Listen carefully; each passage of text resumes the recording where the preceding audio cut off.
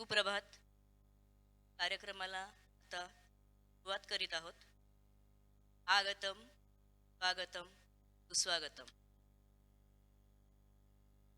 श्री गोडबोले सरांना विनंती करते, आजच्या कार्यक्रमाचे प्रमुख अतिथी श्री गिरीश गुमास्ते सरांना मंचावर घेऊन यावं.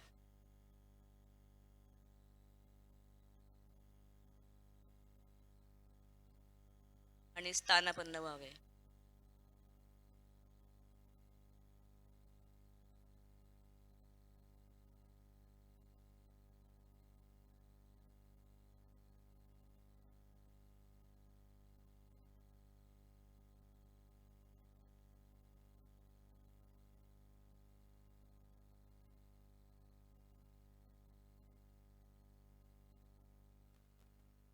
मंचावर उपस्थित असलेल्या आजच्या कार्यक्रमाचे अध्यक्ष गोडबोले सर, आजच्या कार्यक्रमाचे प्रमुख पाहुणे, प्रमुख वक्ते श्री गिरीश गुमास्ते सर, देव सर, उपस्थित सर्व योगार्थी वर्ग यांचे मी कल्पना राजपूत आमचा योग वर्गाच्या तर्फे हार्दिक स्वागत करते. आजच्या कार्यक्रमाची सुरुवात आपण योग वर्गाच्या प्रार्थनेने करूया. येन चित्तस्य पदेन वाचा अनं शरीरस्य च वैद्यकेन योपाकरोत्तं प्रवरं मुनीनां पतञ्जलिं प्राञ्जलिरानतोऽस्मि. गुरुर्ब्रह्मा गुरुर्विष्णु गुरुर्देवो महेश्वरः गुरु साक्षात् परब्रह्म तस्मै श्री गुरवे नमः. आपल्या योग वर्गामध्ये आपण विविध उपक्रम राबवित असतो. जवळजवळ प्रत्येकाचेच वाढदिवस, 75, वर्षातून 2 वेळा सहली असतात. आणि कोजागिरीला तर स्नेहसंमेलन इतकं सुंदर होतं, सर्वजण अगदी आवर्जून भाग घेतात आणि विविध कला गुणदर्शनाचा प्रोग्राम होतो तिथे.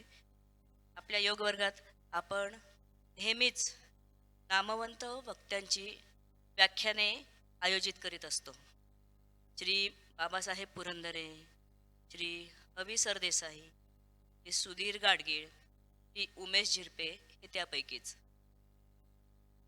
पहिली रेल्वे 1853ला सुरू झाली व पुढे 2024 पर्यंत रेल्वे विभागात प्रचंड प्रगती झाली. याचे सविस्तर वर्णन आपले आजचे प्रमुख पाहुणे श्री गिरीश गुमास्ते सर यांच्याकडनं आपण ऐकणार आहोत. हे सेंट्रल रेल्वे विभागातून निवृत्त झालेले डिव्हिजनल इलेक्ट्रिकल इंजिनियर आहेत. आता मी आपल्या प्रमुख पाहुण्यांचा परिचय करून देण्यासाठी श्री प्रदीप जोगदेव सर यांना आमंत्रित करते.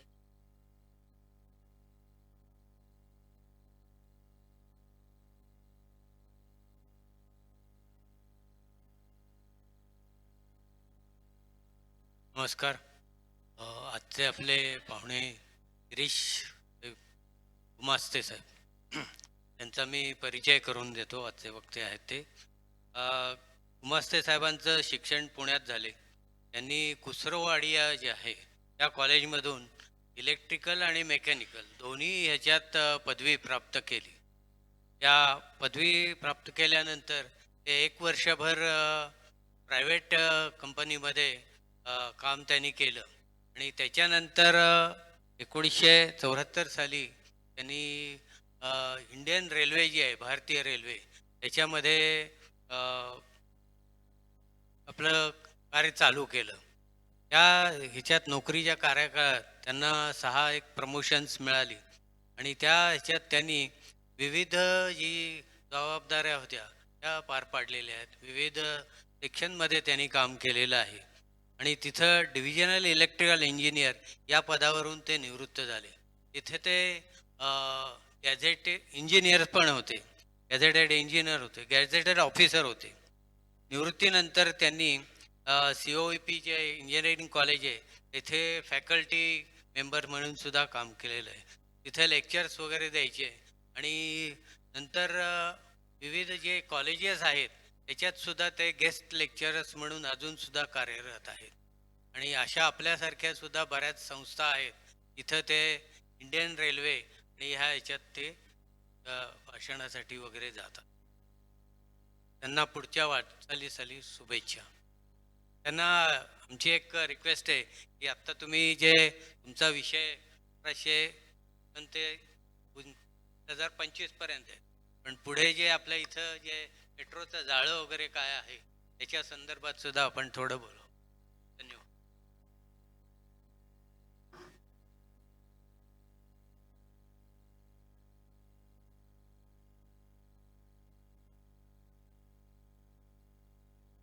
धन्यवाद जोगदेव सर. आपल्याला श्री गुमास्ते सरांचा छान परिचय करून दिल्याबद्दल मी आजच्या कार्यक्रमाचे अध्यक्ष श्री गोडबोले सरांना विनंती करते की त्यांनी प्रमुख पाहुण्यांचा सत्कार करावा.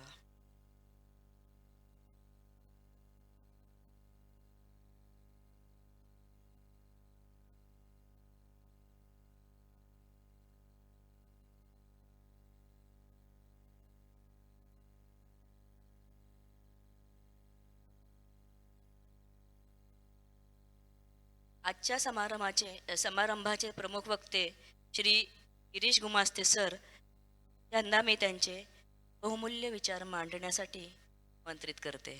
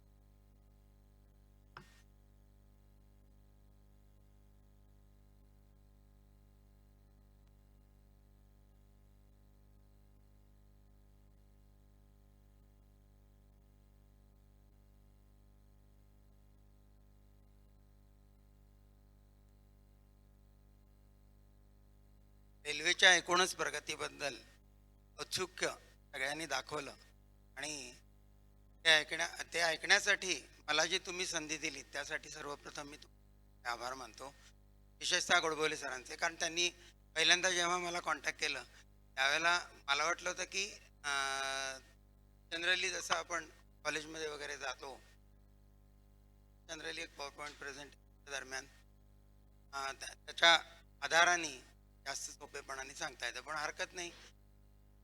आज त्याच्याशिवाय सुद्धा सगळ्यांनी हा विषय ऐकून घ्याल अशी आशा आहे. आणि सगळ्यात महत्त्वाचं मला साधारण 45 मिनटं ते 50 मिनटं दिली आहेत, पण विषयच एवढा मोठा आहे की जर समजा 5-10 मिनटं जास्त झाली तर तुम्ही मला माफ करा अशी अपेक्षा मी करतो. कारण खरोखरी आपण जर त्या विषयाकडे जायचं म्हटलं ना तर 1843 पासून खरं तर ते आणि आज 2025 साली असं पाहायला गेलं तर 250 वर्षाचा इतिहास आहे हा, असं म्हणून त्याला थोडंसं का होईना पण अगदी शॉर्टमध्ये जरी घ्यायचं म्हणलं तरी प्रत्येक टप्पा विसरू नये अशा अपेक्षेने प्रेझेंटेशन मी बनवलं. आणि त्यात सगळ्यात पहिल्यांदा रेल्वेच्या बाबतीत म्हणाल तर 1828 साली इंग्लंडमध्ये पहिली रेल्वे धावली आणि त्यानंतर आपल्याकडे भारतामध्ये लॉर्ड हार्डिंग्ज म्हणून गव्हर्नर होते 1843 साली. आणि त्यांनी त्यावेळेला एक कल्पना मांडली की भारतात आपल्याला हे रेल्वेचं जाळं पसरवणं अत्यंत गरजेचं आहे. कशासाठी? तर संरक्षण म्हणजे मिलिटरीची हालचाल, व्यापार आणि जी काही अंतर्गत आपल्याला दळणवळणाची साधनं निर्माण करायची आहेत ती. आता यातला सगळ्यात महत्त्वाचा मुद्दा हा आहे की भारतीयांपैकी कुणीही मागणी केलेली नव्हती. त्यांच्या डोक्यात ही कल्पना आल्यानंतर त्यानंतर त्यांनी इंग्लंडमध्ये पार्लमेंटमध्ये हा ठराव याला टाकला दिला आणि त्याला मान्यता मिळाल्यानंतर प्रत्यक्ष कामाला सुरुवात झाली. त्यात सुरुवातीला तुम्हाला माहिती आहे की आपली जी 4 महानगर आहेत त्यापैकी 3 महानगरांमध्ये रेल्वेचं जाळं उभं करण्याची सुरुवात झाली. त्यात मुंबई, चेन्नई आणि कलकत्ता. सगळ्यात पहिला मान अर्थातच मुंबईने मिळवला.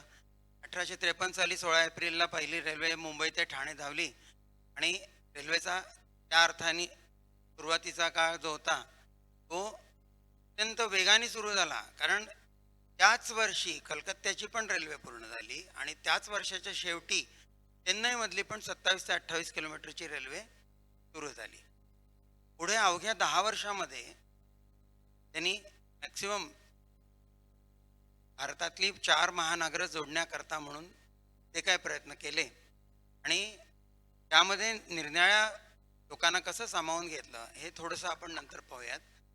त्याच्यात सगळ्यात महत्त्वाचं म्हणजे ह्याला त्यावेळेला त्यांनी कॉलोनियल रेल्वे असं नाव दिलं होतं. ती कॉलोनियल रेल्वे जी होती ती त्यांनी अशा विचाराने सुरू केलेली होती की बाबा आपल्याला महत्त्वाची 4 शहरं जोडायची आहेत आणि मग आता अंतर्गत भाग जे आहेत भारताचे ते नंतर जोडायचे. मग यासाठी निरनिराळ्या कंपन्या स्थापन केल्या. आपल्याला कल्पना असेल की पूर्वी बॉम्बे बरोडा BCCI जी रेल्वे होती ती एक, ग्रेट इंडियन पेनिन्शुलर रेल्वे. त्याच्यानंतर सगळ्या संस्थानिकांना त्यांनी पकडलं आणि निजाम रेल्वे, राजपुताना रेल्वे, सदन मराठा रेल्वे वगैरे वगैरे वगैरे असे निरनिराळ्या नावांनी सगळ्या संस्थानिकांच्या मार्फत रेल्वे बांधणीचं काम हातात घेतलं. हे घेताना काय झालं, त्यांनी त्यांना आमिष दाखवली की आम्ही तुम्हाला रेल्वे बांधून देतो, तुमच्या स्वतःच्या मालकीची ती असेल आणि तुमच्या मालकीची असलेल्या रेल्वेमध्ये तुम्हाला स्वतःला पाहिजे तसं फिरता येईल वगैरे. त्यांच्यासाठी निराळे आता जसे आपण पाहतो की नाही निरनिळ्या GM किंवा मोठ्या लोकांसाठी जे VIP ट्रेन्स असतात तशा स्वरूपाच्या ट्रेन प्रत्येक संस्थानिकाला करून देण्याची आमिष दाखवली गेली आणि हा पैसा उभा केला. त्याच्यानंतर झालं असं की सुरुवातीला रेल्वे तर स्थापन झाली, आता त्याला मेंटेन तर करणं भाग आहे. मेंटेन करण्याकरता अजमेर आणि जमालपूर या 2 ठिकाणी त्यांनी 2 वर्कशॉप्स उभी केली आणि या वर्कशॉप्समध्ये ते काय करायचे तर इंग्लंडवरनं जे सुट्टे भाग यायचे ते असेंबल करून प्रत्यक्षात रेल्वेला पुरवायचे या सगळ्या निरनिराळ्या रेल्वेजना. तुम्हाला माहिती आहे की पूर्वी आपल्याकडे 3 गेज होते, एक नॅरो गेज, एक ब्रॉड गेज आणि एक मीटर गेज. पैकी ब्रॉड गेज आता सरसकट आपल्या संपूर्ण भारतात 78 साली जो निर्णय घेतला गेला 1978 मध्ये की एकच गेज राहील, एक देश एक गेज म्हणून त्या अंतर्गत सगळे गेज बाकीचे काढले गेले आणि फक्त ब्रॉड गेज राहिलं. पण ब्रिटिशांना 3 गेजच्या रेल्वे ह्यासाठी टाकलेली होती की जिथे प्रवासी कमी आहेत त्या ठिकाणी मीटर गेज असेल, त्याच्या अर्थात डबे कमी असतात, स्पीड त्यानुसारच असतो आणि गरज असेल त्यानुसार ती गाडी चालवायची. ब्रॉड गेज ही महत्त्वाची शहरांना जोडणारी, मीटर गेज ही साधारण आणि नॅरो गेज ही अगदी कमी की जिथे फक्त मालवाहतूक आहे आणि प्रवासी अगदी खूप कमी आहेत. जसं का उदाहरण द्यायचं अर्थ मिरज ते बार्शी आपल्याला जवळचा असलेला मार्ग म्हणाल तर तो आहे, याच्यावर नॅरो गेज होती पूर्ण.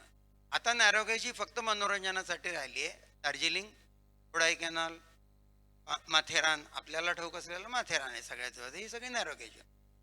पण ही निव्वळ आता वर्ल्ड हेरिटेज म्हणून मेंटेन केली गेलेली रेल्वे, बाकी सगळी ब्रॉडगेजमध्ये रूपांतरित झाली.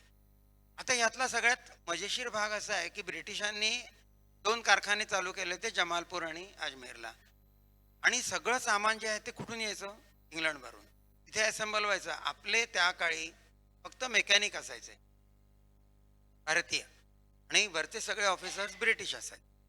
आपल्या मेकॅनिक लोकांनी पण भरपूर चांगलं डोकं चालवलं आणि हे लोक जे ड्रॉइंग्स घेऊन येतात आणि इथे असेंबल करतात त्या सगळ्या ड्रॉइंग्सची कॉपी करून बाहेर आपल्याला बनवता येतं का रेल्वे इंजिन याचा प्रयोग केला आणि तो अतिशय सक्सेसफुल झाला. ही गोष्ट आहे 1878 सालची. 1878 मध्ये भारतीय मेकॅनिकनी ज्यांना खरं तर इंजिनियरच म्हणायला पाहिजे, त्यांनी भलेही त्यांची ड्रॉइंग घेऊन का होईना पण जी लोकोमोटिव्ह बनवली ती इतकी अप्रतिम दर्जाची होती की शेवटी ब्रिटिशांना विचार करायला लागला की हे असं चालू राहिलं तर आपला बेडा पार होईल. मग काय केलं पाहिजे? तर त्यांनी 1912 साली इंग्लंडच्या पार्लमेंटमध्ये एक ठराव आणला आणि सांगितलं की नाही, भारतीयांना रेल्वेचं काही बनवता येणार नाही आणि जर त्यांनी बनवायचा प्रयत्न केला तर त्यांच्यावर आम्ही कडक कारवाई करू. आणि मग हा सगळा मामला जो होता ते आपण टेल्को म्हणतो की नाही, टाटा लोकोमोटिव्ह का आलं त्यात, तर त्यांनी पण हा प्रयोग केलेला होता. आता ह्यातला महत्वाचा भाग असा आहे की ती बंदी आल्यानंतर भारतातलं प्रोडक्शन भारतीयांचं बंद पडलं, त्यांचा त्यातला भाग कमी झाला. आता फक्त कोण राहिले? ब्रिटिश. ते करतील तेच. त्यांनी काय केलं ह्याच्यात, आता तुम्हाला विशेष सांगायची ह्याच्यातली गोष्ट अशी आहे की 1853 आपली रेल्वे सुरू झाली आणि 1912 पर्यंत हा जोपर्यंत काळ होता की ज्या वेळेला बंदी आणली भारतीय प्रोडक्शनवर, तेवढ्या काळामध्ये 14,400 लोकोमोटिव्ह एकट्या इंग्लंडमधनं आयात केली गेलेली होती. 3,000 निरनिराळे बाकीचे जे आहेत, त्यामध्ये कॅनडा सुद्धा आलं, त्यांच्याकडनं सुद्धा आपण लोकोमोटिव्ह हे खरेदी केलेले आहेत. इतर गोष्टी तर निराळ्याच आहे. त्याच्यामध्ये पुन्हा म्हणाल तर इतर गोष्टींमध्ये ते हे होते, भाग होते, त्यात रूळ आहेत, कोचेस आहेत, त्याच्या संबंधी असलेल्या संपूर्ण हे आहेत, निरनिराळा पेअर्स म्हणतो ज्याला आपण, ते आहेत. त्या सगळ्या गोष्टी ज्या आहेत ना, ह्या काय व्हायच्या, त्या त्यांच्याकडनं आयात केल्या. ह्यातनं काय व्हायचं? ह्यातनं व्हायचं हे की भारताची लूट कशी केली जाईल हे प्रकर्षाने त्यांनी पाहिलं. ही लूट किती झाली असावी याची आपण जर कल्पना केली ना तर आपण थक्क होऊ. त्या काळामध्ये आपण जर पाहिलं तर जवळजवळ या संपूर्ण पिरियडमध्ये 1853 ते 47 या काळामध्ये ब्रिटिशांनी जवळजवळ 45 ट्रिलियन डॉलर्स, आता आपल्या आत्ताच्या भाषेत सांगायचं झालं तर आज 91 रुपये तर एका डॉलर मागे रुपया आहे, तर 4,095 लाख कोटी रुपये. आज तुम्ही कल्पना करा की तुमचं वर्षाचं बजेट किती आहे. गेल्या वर्षी सांगितलं 48 लाख, बरोबर. मग कंपेअर करा तुम्ही की त्यांनी किती लूट केली एवढ्या काळामध्ये. ती कशी केली त्यांनी? तर त्याला कारण असं होतं की सुट्टे भाग जे आहे ते ब्रिटनवर सगळे पूर्ण सगळी यंत्रणा तिथे राबणे, सगळे कारखाने तिथे, कच्चा माल तुमच्याकडे, लोखंडाच्या खाणी तुमच्याकडे, तिथून लोखंड तिकडे जाणार, तिथून फिनिश्ड होऊन माघारी येणार. जाताना त्या लोखंडावर कच्च्या मालावर एक्सपोर्ट ड्युटी ही हेवी लावायची. इंग्लंडमध्ये गेलं की इम्पोर्ट ड्युटी मिनिमम लावायची. इंग्लंडमधनं माल तयार होऊन बोटीत चढला की एक्सपोर्ट ड्युटी मिनिमम. भारतात आला की इम्पोर्ट ड्युटी मॅक्सिमम. ह्या पद्धतीने सगळ्या बाजूनी त्यांनी काय केलं की प्रचंड लूट केली. आणि अशाच पद्धतीने 1947 पर्यंत हा सगळा काळ चालू राहिला. 47 साली आपल्याला स्वातंत्र्य मिळालं आणि त्यावेळेला सरकार आणि रेल्वे, सगळ्या प्रायव्हेट रेल्वे होत्या. सगळ्यात पहिल्यांदा काय केलं पाहिजे तर ह्या सगळ्या एकत्र केल्या पाहिजेत, त्याशिवाय आपल्याला काही गत्यंतर नाही हे लक्षात आलं त्यावेळेच्या राज्यकर्त्यांना. आणि त्यांनी काय ठरवलं की या सगळ्या संस्थांनी रेल्वे एकत्र करून आपण एकच रेल्वे बनवायची आणि इंडियन रेल्वे ही संकल्पना आली. 1950 मध्ये ती प्रत्यक्षात आली. त्यावेळेला तिथे फक्त 6 भाग होते. एक central railway, western railway, eastern railway, northern railway, southern railway आणि नॉर्थ ईयर रेल्वे. 6 भागामध्ये ही फक्त विभागली गेली. त्याला झोन म्हटलं. आज आतापर्यंतच्या काळामध्ये त्याचे 17 झोन झाले, कारण व्याप इतका वाढत गेला पुढे रेल्वेचा की तो फक्त 6 मध्ये काही तो करणं शक्य नव्हतं. आणि या झोनला झोनल हेड असतात. प्रत्येक झोनचा एक GM आहे, एक प्रिन्सिपल चीफ इंजिनियर असतो आणि मग त्याच्या हाताखालची संपूर्ण यंत्रणा असते. ही ॲडमिनिस्ट्रेटिव्ह स्ट्रक्चर जी आहेत ना, ही प्रत्येक झोनला निर्णय देऊन त्याचा संपूर्ण रेल्वेचा एकमेव व्यवस्थित रीतीने कार्य चालू राहावं या दृष्टिकोनातनं त्यांनी आज 17 विभाग केले. 17 मधलं कलकत्त्याची जी मेट्रो आहे तो 17वा येतो. तो थोडा निराळा आहे. पण बाकी जे आहेत मेन लाईनवर चालणारे सगळे झोन्स जे आहेत ते इंडियन रेल्वेनी त्यावेळेला व्यवस्थित रीतीने कार्यरत केले. त्याच्यानंतर त्याला शिस्त आली. तुम्हाला सांगायला मला अभिमान वाटेल की ही जी शिस्त आहे ना, हा फार मोठा रेल्वेचा विशेष आहे. आणि एवढं जगडव्याळ त्याला म्हणता येईल. आशियात एक नंबरची रेल्वे, आकाराने, प्रवासी संख्येने, चालवण्याच्या दृष्टीने, ऑपरेशनल ज्याला आपण म्हणतो त्या सर्व दृष्टीने ही रेल्वे ही आशियात एक नंबर आहे आणि जगात 2 नंबर आहे. अशा रेल्वेला चालवणं ही अजिबात सोपी गोष्ट नव्हती आणि नाही. अशा रेल्वेला चालवताना हे जे झोन्स निर्माण केले गेले, याच्या नंतर टप्प्याटप्प्याने आपल्याला आता आत्मनिर्भर व्हायचं आहे आणि आपण काही आयात करायचं नाही, एक ठाम धारणा त्यावेळेला होती. तुम्हाला कल्पना आहे, आता तुम्ही सगळे माझ्या वयाचे किंवा माझ्यापेक्षा जास्त वयाचे किंवा थोडे मागचे असाल, पण तुम्हाला माहिती आहे की 47 साली आपल्याकडे एक सुई सुद्धा बनत नव्हती. आणि मग आपण ठरवलं की नाही, रेल्वे कशी नाही आपली स्वतःची स्वतः काही करू शकत. आणि मग सुरू झाला पुढचा प्रवास. आता हा जो प्रवास आहे ना, हा मी 75 वर्षाचा साधारण हा काळ आहे. त्यातली एक 12 वर्ष मधली सोडली तर तो डिवाइड केला. म्हणजे 60 वर्ष धरून चाला की बाबा आपण एक 10 वर्षाचा एक टप्पा अशा पद्धतीने मी त्याला डिवाइड केलं. आणि मग पहिल्या टप्प्यात साधारण 50 साली आपण सुरू करूयात. 50 ते 60 या काळामध्ये रेल्वेने काय काय उभारणा केली. तर सगळ्यात पहिलं काय केलं, लोकोमोटिव्ह आपले आपले बनले पाहिजेत म्हणून चित्तरंजन लोकोवर्क्स जे आहे ते लोकोवर्क्स म्हणून पहिल्यांदा होतं.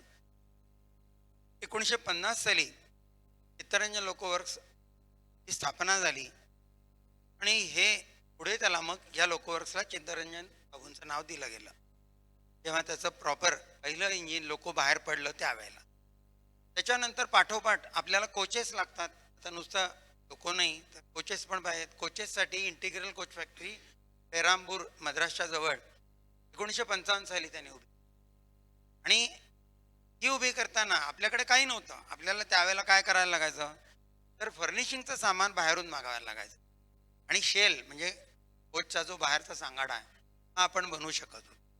एवढा बनवायला आपण घेतला आणि फर्निशिंग सुरू केलं बाहेरून मागवायला. पण साधारण पुढे काही काळाने आपण फर्निशिंग पण करायला लागलो. आणि आज वंदे भारत जी आहे आपली, ही प्युअरली इंडियन रेल्वेची स्वतः बनवलेली गाडी आहे. RDSO ही जी संस्था आहे, आता तुम्ही सुरुवात केली आहे निरनिराळे लोको आणि इतर फॅक्टरीज चालू करायची. पाठोपाठ एक आली वाराणसीची डिझेल लोको. स्टीम लोको 55 नंतर कमी करायचा प्रयत्न सुरू झाला, कारण स्टीम लोकोला लिमिटेशन्स होते. शेवटी स्टीम लोकोची ज्या गाड्या होत्या त्या जास्तीत जास्त 12 कोचेसच्या होत्या. तुमचं एकीकडे लोकसंख्या वाढत चालली होती, प्रवासी पण वाढत चालले होते. ज्या रेल्वेला पूर्वी ब्रिटिशांना निमंत्रित करायला लागायचं तुम्हाला, अरे या या तुम्ही रेल्वेने प्रवास कराल तर तुम्हाला लवकर जाता येईल अमुक टमुक वगैरे, इथे आता परिस्थिती अशी आली की लोक विचारायला लागले की तुम्ही नवीन रेल्वे कधी सुरू करणार. अशा वेळेला फक्त 12 डब्याच्या गाड्यांवर अवलंबून राहणं हे काही परवडणार. मग स्टीम लोको बदलायला पाहिजेत. मग काय केलं पाहिजे, तर डिझेल लोको आपण बनवले पाहिजे. डिझेल लोको हे जास्त शक्तिशाली आहेत. मग त्याचा एक कारखाना वाराणसीला. तो कधी 1956 साली. बघा किती टप्पे बराबर. 1950, 55, 56, 57, 58, 59 सालापर्यंत किती कारखाने उभे केले हे तुम्हाला मी सांगतोय. वेग बघा त्याचा कारखाने उभे करण्याचा. ज्या वेळेला तुम्ही भिकारी होतात त्याकडे काही पैसे नव्हते, ब्रिटिश सगळं लुटून घेऊन गेले होते. देशभक्तीची भावना काय असते पहा, की जे मला मिळतंय त्यातले 4 आणे मी बाजूला टाकेन आणि त्या 4 आण्यात मी हे उभं करीन. म्हणजे भलेही मी किती पैसे खर्च करीन, 4 आणे खर्च करीन, पण 4 आणे जे आहेत ते मी ह्याच्यासाठी ठेवीन. आणि ह्या 4 आण्यात ही सगळे कारखाने, म्हणजे मी उदाहरण म्हणून सांगतोय की 25% हा विकासावर आपण जर हे ठेवायचा ठरवला तर किती कारखाने 10 वर्षात उभे करू शकतो हे पहिल्या 10 वर्षात भारतीय रेल्वे आणि सरकारने दाखवून. 56 साली डिझेल लोको शेड वाराणसी उभे राहिल्याबरोबर त्यांच्या लक्षात आलं की आपल्याला 2 टप्प्यात आता लक्ष घातलं पाहिजे. एक, याच्यावर संपूर्ण यंत्रणेवर लक्ष ठेवण्यासाठी त्याचे काही मानक ठरवले पाहिजेत. ते मानक काय आहेत, तर स्टँडर्ड्स. आणि हे स्टँडर्ड्स कुणीही ओलांडायचे नाहीत. पण साधी गोष्ट आहे ना, की आता योग वर्गात तुम्ही येता तर बाहेर चप्पल घालून काढून येता, हा मानक आहे. तसं प्रत्येक गोष्टीला क्वालिटी कंट्रोल पण असला पाहिजे आणि त्याचं स्टँडर्ड पण असलं पाहिजे. त्याच्यासाठी एक संस्था स्थापन केली 1957 साली. ती होती RDSO. ही रेल्वेची स्टँडर्ड आणि इन्स्पेक्शन नव्हे, क्वालिटीची एक निराळी संस्था स्थापन केली, की ज्या योगे ह्या सगळ्या झोन्सवर आणि त्यांच्या एकूणच प्रोडक्शन आणि ऑपरेशनवर सगळ्यावरती संस्था लक्ष ठेवेल, क्वालिटी कंट्रोल करेल. ही संस्था स्थापन झाल्यानंतर सगळे रेल्वेचे कारभार जे आहेत ते त्यांच्या अंडर क्वालिटीच्या दृष्टीने. त्याच्यानंतर त्यांनी काय विचार केला, की आपल्याला रेल्वेत आता इंडियन ऑफिसर्स सगळे आपण भरती करतो, तर त्यांना पण ट्रेनिंग दिलंच पाहिजे. तर त्याच्यासाठी म्हणून एक कुठं आपल्याला ट्रेनिंग इन्स्टिट्यूट चालू केलं. ते कुठे? बडोद्याला त्यांनी मोठ्या जागेत. ब्रिटिशांनी काय केलं होतं, ब्रिटिश ऑफिसर्ससाठी डेहराडूनला एक संस्था चालू केली आणि ती जी संस्था होती ती ऑफिसर्स ट्रेनिंग स्कूल म्हणून होती. तिचंच शिफ्टिंग केलं बडोद्याला आणि त्याला मोठं स्वरूप दिलं इंडियन रेल्वेने. त्यामध्ये भारतीय रेल्वेत जे अधिकारी म्हणून येतील त्यांना प्रशिक्षित करून निरनिराळ्या रेल्वेमध्ये पाठवायचं. आणि मग हे जे बडोद्याचं इन्स्टिट्यूट आहे हे आज IIT ग्रेडचं आहे आणि इथे फक्त भारतीय रेल्वेचे ऑफिसर्स नव्हे तर परदेशातले रेल्वेचे ऑफिसर्स सुद्धा ट्रेनिंगला येतात. त्यांना तिथे डिग्री मिळते आणि ती डिग्री आंतरराष्ट्रीय मानकांवर त्यांना मिळालेल्या डिग्रीच्या बेसवर साऊथ ईस्टर्न जे आपले देश आहेत आणि मिडल ईस्टचे जे देश इथे त्यांना प्राधान्याने जॉब मिळतो. म्हणून त्या दृष्टीने हा पाया कधी घातला गेलाय बघा तुम्ही, पहिल्या दशकात भारताच्या. आज ती संस्था जगातल्या ज्या ज्या देशांना आपल्या रेल्वेसाठी ऑफिसर्स तयार करायचे त्यांना इथे पाठवते बडोद्याला. आता ह्याच्या पुढचा टप्पा, ह्याच्यात थोडंसं मी चित्तरंजन लोकवर्क्सचं तुम्हाला सांगू इच्छितो. चित्तरंजन लोकवर्क्स जी सुरू झाली ती 1950 मध्ये. पहिलं इंजिन त्याचं बाहेर पडलं. 50 मध्ये त्यांनी आस्थापना सुरू केली आणि त्यावेळेला राजेंद्र प्रसाद जे आपले राष्ट्रपती होते त्यांनी त्यावेळेला हे प्रपोज केलं होतं की ह्या लोकला नाव तुम्ही काय द्या, तर चित्तरंजन बाबूंचं द्या, क्रांतिकारी आहेत. दिलं. पहिला लोको तिथनं बाहेर पडला. त्यावेळेला सगळ्यांना प्रचंड आनंद झाला की हा भारतीय बनावटीचा पहिला लोको. 1950 ते 1968 या काळापर्यंत टीम लोकोस तिथे भरपूर बनत होते. मी जसं तुम्हाला म्हणलं 55 सालीच आपलं हे विचार सुरू झाले होते की नाही आपल्या स्टीम लोकोवर अवलंबून राहता येणार नाही. चित्तरंजन लोकवर्क्सनी त्यावेळेला प्युअर डिझेल, त्याला आपण अल्को म्हणतो, अशी इंजिनं सुरू करायला सुरुवात केली. ती अर्थात फार लवकर बंद पडली, कारण अल्को प्युअर इंजिन जी आहेत ना ती जशी आपली कार्स आहेत, कार हे प्युअर डिझेलवर चालतं, पण प्युअर डिझेलवर चालणारं लोकोमोटिव्ह रेल्वेचं हे काही फार शक्तिशाली असू शकत नाही. पुढचा टप्पा डिझेलमध्ये काय होता, डिझेल इलेक्ट्रिक लोको. त्या डिझेल इंजिनवर डीजी जनरेटर फिरेल आणि त्याच्या योगे आपण वीज निर्माण करून त्या विजेवर चालणारं म्हणजे इलेक्ट्रिक ट्रॅक्शन. दुसऱ्या अर्थाने ती जी डिझेल लोको आहेत ती वाराणसीला निर्माण सुरू झाली. इथे काय झालं, इथे 74 पर्यंत त्या चित्तरंजन लोकवर्क्सनी 2500च्या आसपास लोकोमोटिव्ह तयार केले होते.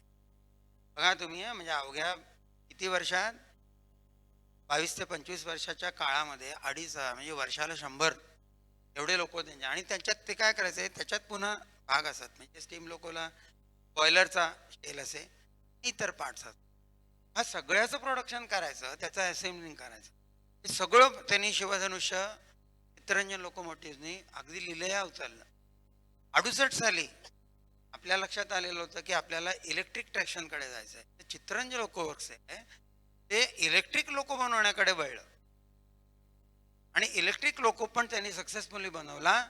त्यातला पुढचा टप्पा असा आहे की जो पहिला इलेक्ट्रिक लोको बनवला गेला त्याचं नाव लोकमान्य हे दिलं. जे पहिल्यांदा बाहेर पडलं ते 61 सालीच बाहेर आलं बरं का. 61 साली त्यांनी डिझाईन तयार केलं होतं, कारण 55 साली आपला डिसिजन झाला होता की डिझेल आणि इलेक्ट्रिककडे आपण वळलं पाहिजे. 61 साली पहिला लोक जो बाहेर पडला त्याला नाव दिलं लोकमान्य. लोकमान्य टिळकांच्या नावाने पहिला लोकोमोटिव्ह बाहेर पडला, इलेक्ट्रिक लोकोमोटिव्ह, जो भारतीय बनावटीचा पूर्णपणे आहे. त्याच्या पाठोपाठ आपल्या लक्षात हे आलं होतं की आता 1925 मध्ये ब्रिटिशांनी पहिल्यांदा इलेक्ट्रिफिकेशन सुरू केलं होतं रेल्वेचं. इथे प्युअर DC वर 3 ठिकाणी त्यांनी हा प्रयोग केला. एक मुंबई ते कुर्ला हा 1925च्या फेब्रुवारीमध्ये सुरू झालेला पहिला इलेक्ट्रिक मार्ग होता.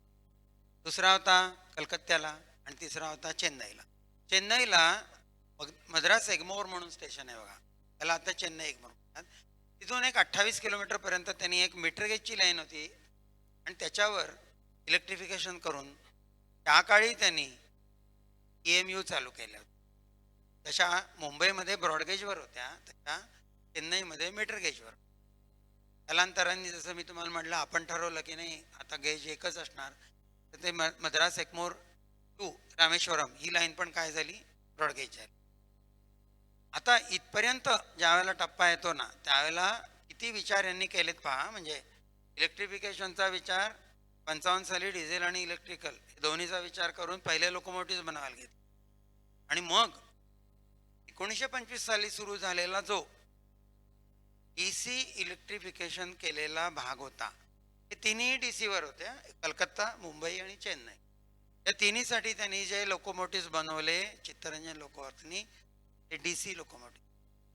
पण त्याच टप्प्यात लक्षात आलं की नाही आपल्याला AC कडे पण गेलं पाहिजे, कारण जगभरात 25 kV AC सिंगल फेज ही टेक्नॉलॉजी पुढे गेलेली होती आणि आपण ती अडॉप्ट करायचं ठरवलं. आणि ती ठरवल्यानंतर त्यावेळेला व्हिजन बघा, यातली सगळ्यात महत्त्वाची व्हिजन आहे, त्यांनी ठरवलं होतं की नाही आपण त्याच सिस्टीमला जायचं, DC आता इथून पुढे DC वाढवायचं नाही. त्यामुळे पुणे मुंबई इगतपुरी, चेन्नईचा 28 किलोमीटर आणि त्याचा एक 25 किलोमीटर, एवढ्याच सेक्शनला फक्त त्यांनी DC ठेवलं. त्यातला सगळ्यात मोठा DC फक्त महाराष्ट्रात होता. चेन्नई आणि कलकत्ता हे AC मध्ये रूपांतरित करायला त्यांनी अगदी सुरुवातीलाच ठराव केला पास की नाही, हे छोटे आहेत, हे तर तुम्ही पहिले DC काढून टाका, AC ठेवा. यातला महत्वाचा टप्पा हा आहे ना की त्या दृष्टीने आपल्या लोक तयार केले पाहिजेत. आणि मग काय करायचं, तर मुंबई हा सगळ्यात मोठा भाग होता, मुंबई डिव्हिजन, आणि मुंबईचं एकूणच ते संपूर्ण भारतातनं येणाऱ्या लोकांचा लोंढा हा त्या काळी पण मुंबईला जास्त होता. मुंबईला हात लावणं इतकं सोपं नव्हतं. मग मुंबईचा DC ला तर आपल्याला काही करता येणार. मग काय करायचं, तर आपण असा लोको बनवू की जो DC आणि AC दोन्हीही कव्हर करेल.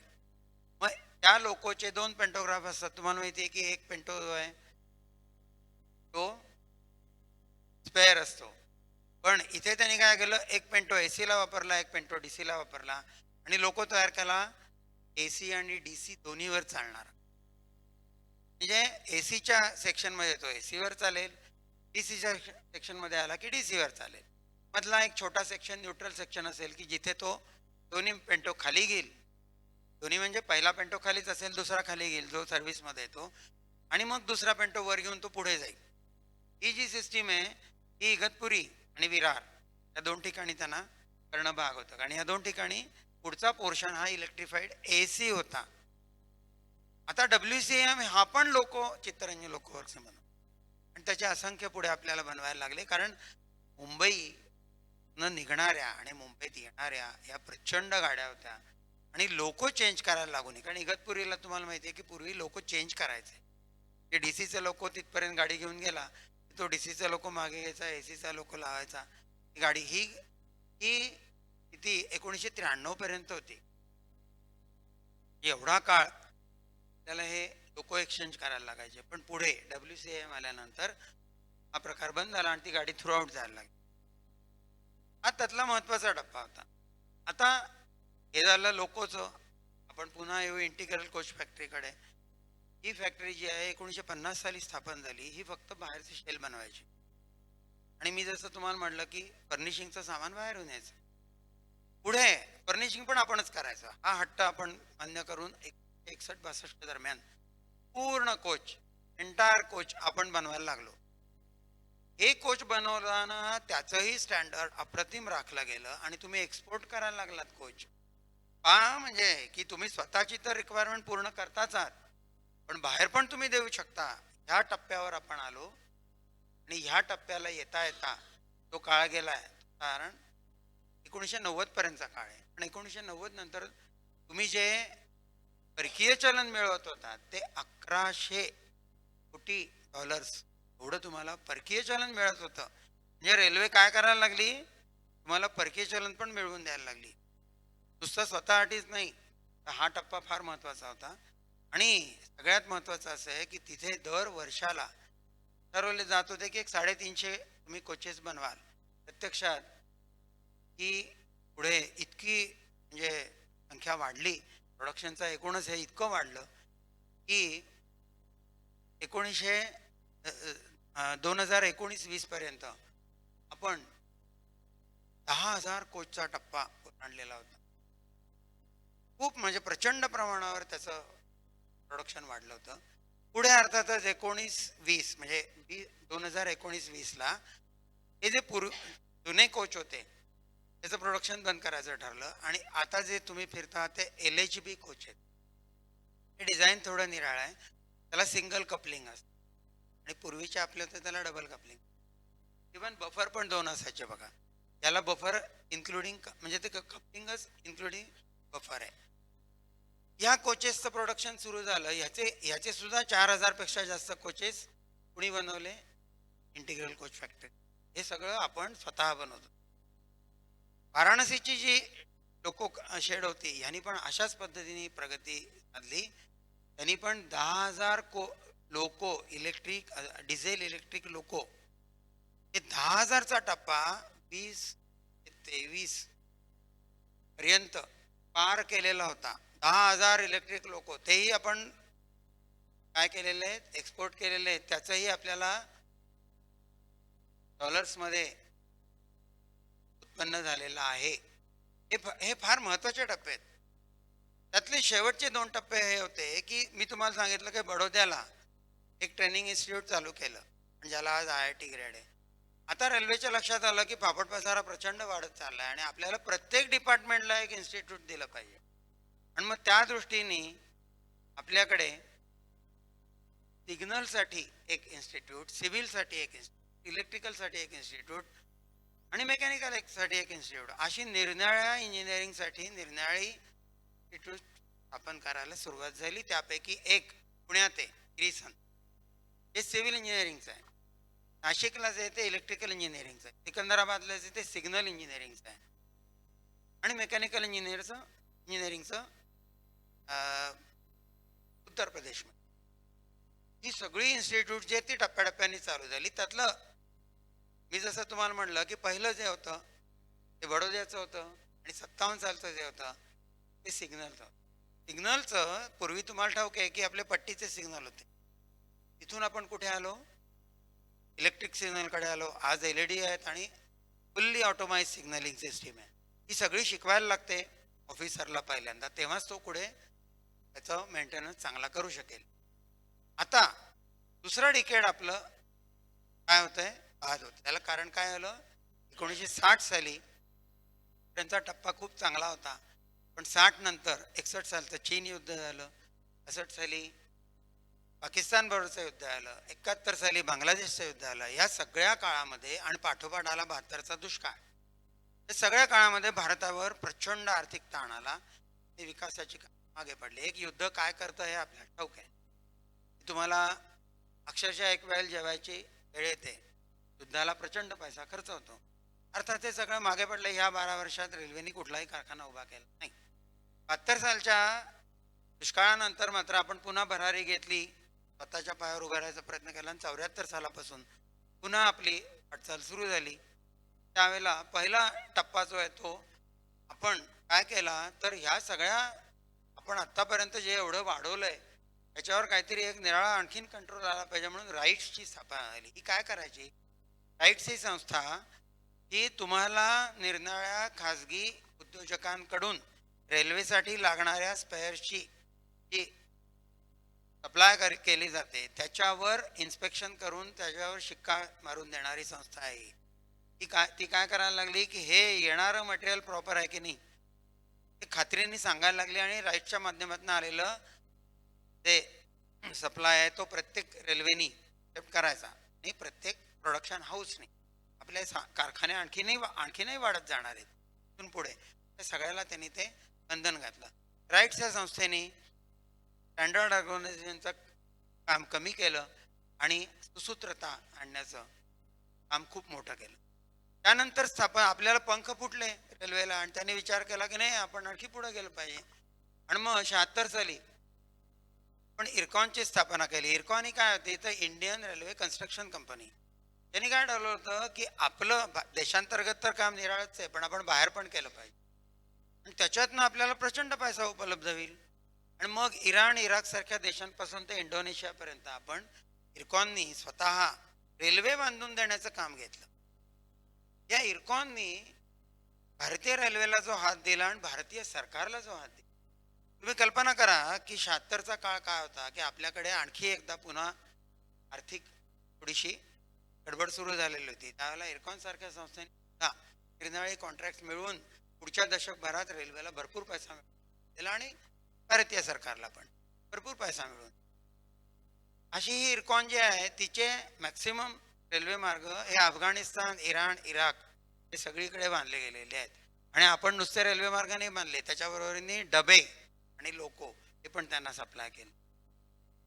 हे फार महत्वाचं होतं. त्यानंतर आली कोर म्हणजे काय तर सेंटर फॉर रेल्वे इलेक्ट्रिफिकेशन. आता सगळ्यांना जो सर्व लोकांना जो एक महत्वाचं आहे की इलेक्ट्रिफिकेशन कधी सुरू झालं ते 1979 साली त्यावेळेचे जे रेल्वे बोर्ड चेअरमन होते त्यांनी 2 मुद्दे मांडले. एक इलेक्ट्रिफिकेशनचा आणि दुसरा गुड्स ट्रेनचा. ते गुजराल म्हणून रेल्वे बोर्ड चेअरमन होते. त्यांनी सांगितलं की तुम्ही बाकी सगळ्या पॅसेंजरकडे मेल एक्सप्रेस म्हणून चालवता, गुड्स ट्रेनला तुम्ही काहीच किंमत देत नाही, जे की इनफॅक्ट तुम्हाला सगळ्यात जास्त पैसा मिळवून देतं.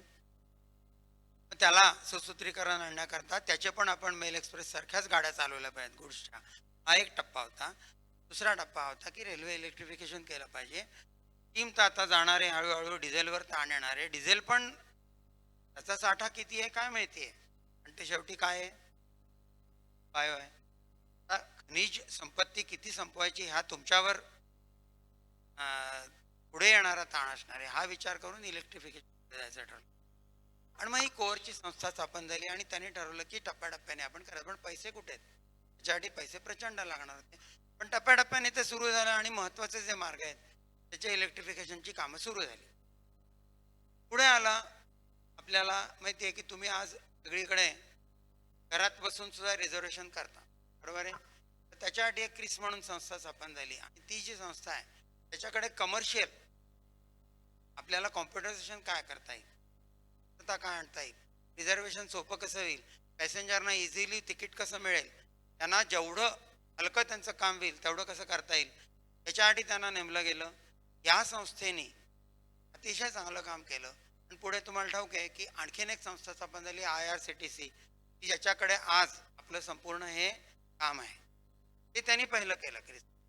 त्याच्यामध्ये त्यांना पहिलं काम काय दिलं होतं की हे जे 78 साली मी तुम्हाला म्हटलं की गुड्स ट्रेन ज्या होत्या त्याचं फ्रेट कंट्रोल हे त्यांच्याकडे पहिलं काम दिलं. आणि फ्रेटचा कंट्रोल काय, गाडी निघाली की पोहोचेपर्यंत सगळी ती व्यवस्थित मॉनिटर झाली पाहिजे, ती पोहोचली पाहिजे वेळेत आणि तो माल व्यवस्थित उतरला गेला. याच्यावर कंट्रोल ठेवणारी ही जी संस्था होती ही पुढे या सगळ्यावर ऑटोमायझेशनच्या मागे लागली आणि ऑटोमायझेशन आज आपल्याला अतिशय इझिली तिकीट मिळतं. त्याच्या पुढचा टप्पा होता की आपल्याला आता त्या कोचेसला लागणारे जे व्हील आणि एक्सेल आहेत ना हे पण आतापर्यंत आपण आयात करत होतो. 84 साली आपण ठरवलं की नाही हे पण आपणच बनवायचं. मग बंगलोरला यलहंका म्हणून आहे बंगलोरच्या शेजारी, तिथे एक मोठी फॅक्टरी आपण टाकली आणि त्याच्यामध्ये रेल्वेच्या कोचेस आणि लोकोचे व्हील आणि एक्सेल हे प्रोडक्शन सुरू केलं. ते प्रोडक्शन पुढे इतकं वाढलं की जवळजवळ 70,000 व्हील्स आणि 23,000 ॲक्सेल हे एकट्या यलहंकाने पुरवले अवघ्या काही वर्षांमध्ये. तसंच आता तुम्ही एका कोच फॅक्टरीवर अवलंबून राहणं हे पण चुकीचं आहे. मग आणखी एक चालू केली पाहिजे. ती रेल कोच फॅक्टरी कपूरथळा पंजाबला चालू केली. तिथे त्यांना हे सांगितलं की एसी कोच आता पुढे काढले, आपण तिथे फक्त एसी कोचची निर्मिती करू, जनरल कोच जे आहेत बाकीचे ते सगळे SCF करेल. हे सुरुवातीला ठरलं होतं आणि ती फॅक्टरी सुरू झाली 1986 साली. आता इथे रेलकोच फॅक्टरीने पण त्यांचं प्रोडक्शन जोरात चालू केलं आणि तुम्हाला माहिती आहे आज सगळ्यात जास्त डबे जर तुम्ही पाहायला गेलात तर कशाचे आहेत? एसीचे आहेत. कारण त्याच्यामध्ये किती व्हेरिएशन आहे बघा.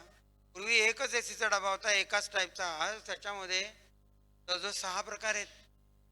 आणि सामान्यातल्या सामान्य माणसाला सुद्धा जसं ते गरीब रथ मध्यंतरी त्याच धर्तीवर आता जे हमसफर एक्सप्रेस आहे तर त्याच्यात बघा तुम्ही ती पूर्ण जरी सपोज पूर्ण एसी गाडी असेल तर त्याच्यामध्ये एका कोचमध्ये 85 पर्यंत स्लीपर येतात. ते थोडं कंजेस्टेड आहे. लोकांना कमी पैशात जायला एसीने जायला मिळतंय ना तर जाऊ, हा जो विचार असतो ना तो पायावरणी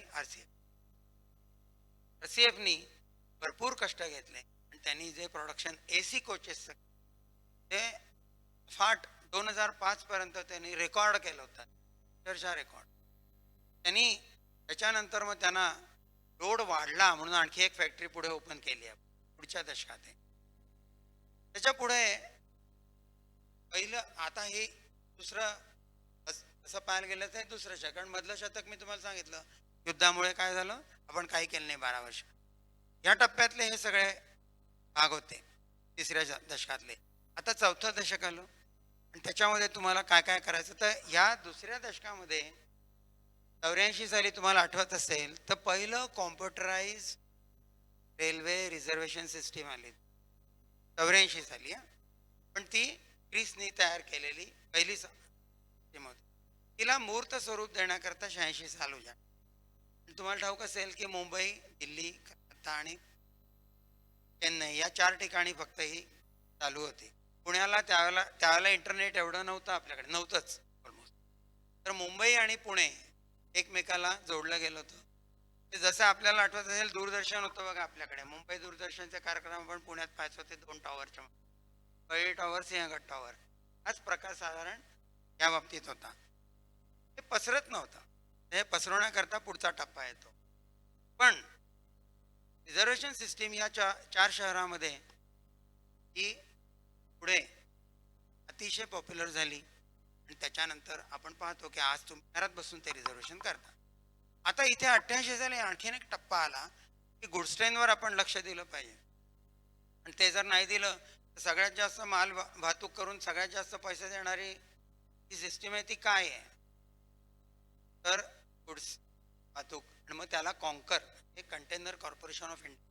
कंटेनरमध्ये मालाची चोरी होत नाही. पूर्वी आपण ऐकायचो, पेपरला वाचायचो, लगन फुटल्या, नुकसान झालं. त्याच्यात जी इन्शुरन्स कंपनी ती रेल्वे दोघांना तो भार सहन करायला लागायचा. यातनं बाहेर पडलं पाहिजे म्हणून मग कॉन्करची स्थापना झाली.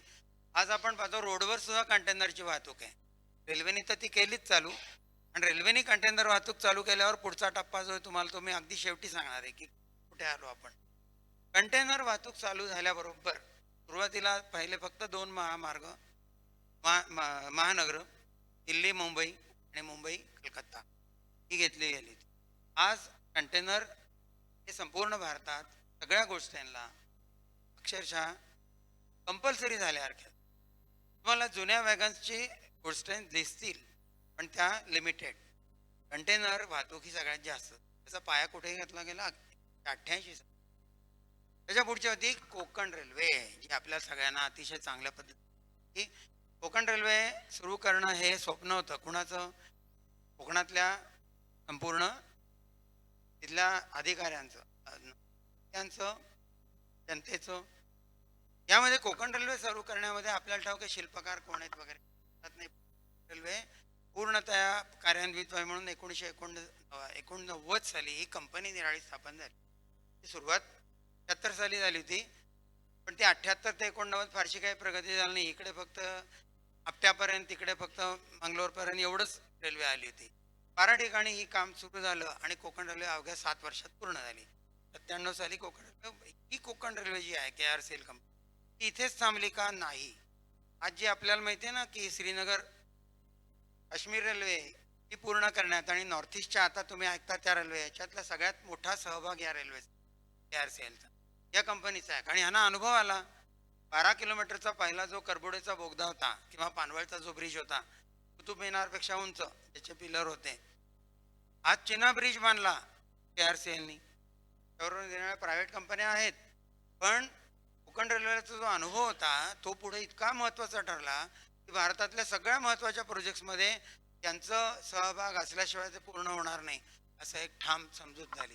इन्क्लुडिंग रामेश्वरमचा आत्ताचा जो पुन्हा एकदा नवीन ब्रिज आलाय ना, त्याच्यात ते लिफ्ट होतो ब्रिज आणि खाली येतो ते सुद्धा.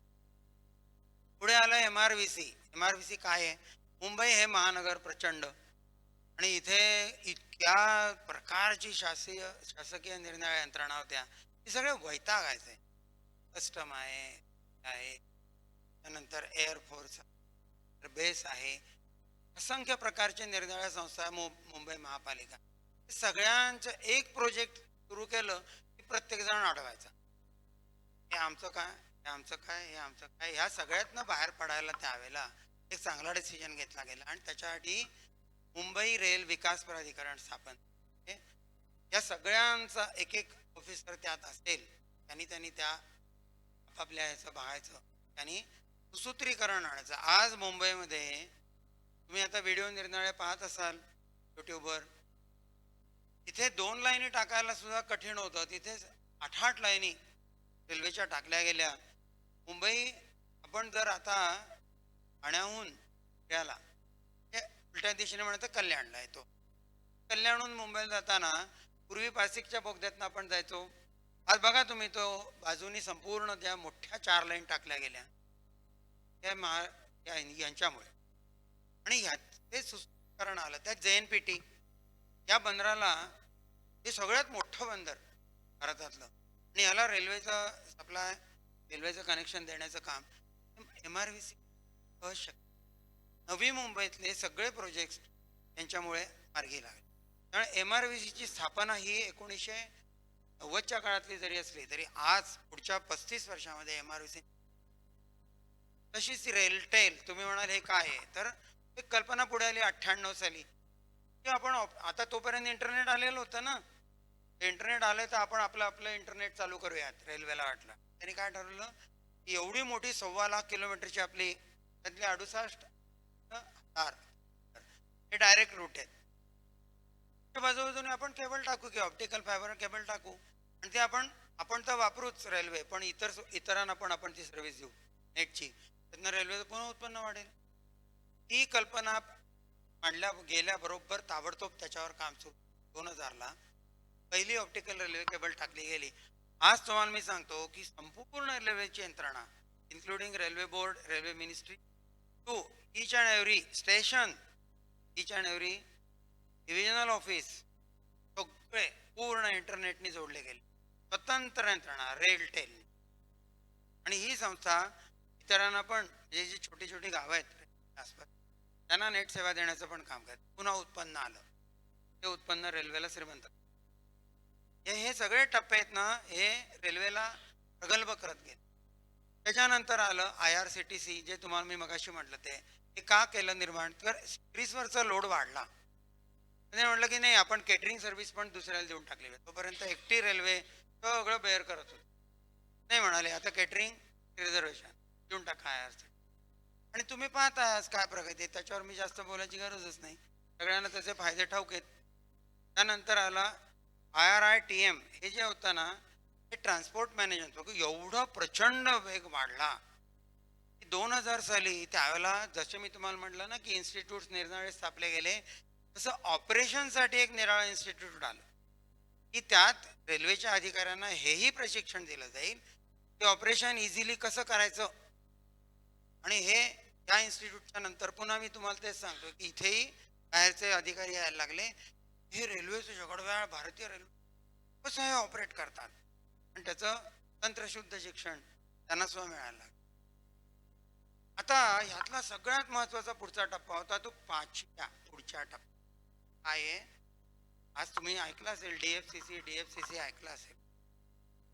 तर डेडिकेटेड फ्रेट कॉरिडॉर मी तुम्हाला मगाशी सांगितलं फ्रेटवर लक्ष दिलं कॉन्करनी. त्याच्यानंतरचा टप्पा हा होता की आपल्याला फक्त आणि फक्त गुड्स ट्रेन चालवायला निराळे रेल्वे मार्ग बांधले. या मार्गावर नकोच, आपण यायचंच नाही या मार्ग, कारण यातली प्रवासी संख्या वाढली हो, ट्रेन्स वाढल्या. 2005 साली ही कल्पना मांडली गेली. 6 साली कॉर्पोरेशन स्थापन झाले 2006ला. 2006ला स्थापन झाल्याबरोबर त्यावेळच्या गव्हर्नमेंटने फुल फ्लेज त्यांना हे दिलं की तुम्ही चला ताबडतोब कामाला लागा.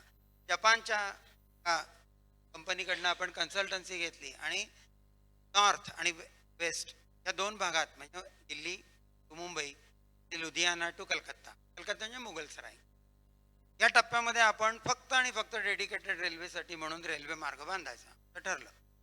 त्याची ओळीची पण निराळी असणार, ती हाईट त्याला, कारण त्या डबल स्टॅक कंटेनर म्हणजे दुमजली कंटेनर ही रेल्वे त्यावरनं 100 किलोमीटरच्या स्पीडनी पळली पाहिजे. हा खरोखरी मोठा टप्पा होता. त्याच्यासाठी पैसे लागणार होते, काय आपल्याला शक्य नव्हतं इतकं इमिजिएटली काही करणं. पाठोपाठ आली 2008ची मंदी. तुम्हाला तर ठाऊक आहे अमेरिकेसारख्या देशात सुद्धा काय तुफान त्यांनी ठेवलं ते. आपण तगून राहिलो आणि आपण काय केलं, आंतरराष्ट्रीय नाणेनिधी, एशियन बँक या दोघांवर त्यावेळेचे आपले पंतप्रधान स्वतः डायरेक्टर पदी होते, म्हणजे बोर्ड जे असतं त्यावर आपण होतो. त्यांनी त्या निर्णया कल्पना मांडल्या आणि त्यात या रेल्वेला एशियन बँकेने ताबडतोब कर्ज मंजूर केलं अवघ्या 1.5-2%. आणि ते मिळाल्याबरोबर ताबडतोब कामाला सुरुवात झाली. 2009ला पहिली सुरुवात झाली. 2011ला रेल्वे बांधणी आणि ओळीची पाठोपाठ सुरू झाली आणि पहिला टप्पा 2013 पर्यंत नॉर्दर्न पट्टा पूर्ण झाला. जैनपेटीला जे जोडलं जाणार आहे, मुंबई म्हणजे जैनपेटी, त्याला जे जोडला जाणारा मार्ग आहे हा आता ऑलमोस्ट पूर्ण होण्यात आलेला. दिल्ली टू जैनपेटी यांनी पण खूप फरक पडला. हा जो फरक पडला हा 100 किलोमीटरच्या स्पीडनी रेल्वे जायला लागली. त्यांनी निराळी टेक्निक दिली आपल्याला. ती टेक्निक ही होती की 2x25 kV, म्हणजे आपण सिंगल फेजवर अवलंबून होतो. आपण आता पुढचा टप्पा काढायचा. तो काय काढायचा, तर तो हा की 2x25 म्हणजे आणखीन पॉवर, आणखीन कॅपॅसिटी, आणखीन शक्ती, आणि मग हे डबल स्टॅक कंटेनर हे सुद्धा 1-1 किलोमीटर लांबीच्या ट्रेनला सहज ओढून नेऊ शकतील असे लोक बनवणं. आणि 12,000 HP लोक बनवायचं आपलं टार्गेट ठरलं आणि त्या दृष्टीने प्रयत्न सुरू झाले. आणि एवढं मोठं भयानक एवढं लांब 1 किलोमीटर 1.5 किलोमीटर लांबीच्या रेल्वे सहजपणाने 100 किलोमीटरच्या स्पीडनी उडून नेत आहे. स्वप्न राहिलं नाही, हे प्रत्यक्षात आलं. आणि हे प्रत्यक्षात आलं हे डीएफसीसी.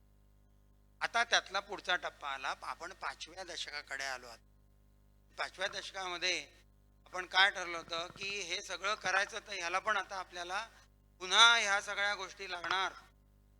हे हेवी येणार, हे ऍक्सल व्हील हे काय त्या पूर्वीच्या कोच आणि लोको सारखे चालणार नाहीत. पण हे लोक आता आणखीन शक्तिशाली आहेत, रेल्वेच्या वॅगन आणखीन शक्तिशाली आहेत. 2 फॅक्टऱ्या टाकल्या ठरल्या.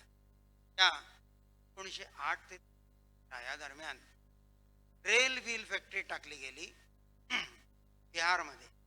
दुसरी फॅक्टरी टाकली गेली मॉडर्न कोच फॅक्टरी रायबरेलीमध्ये.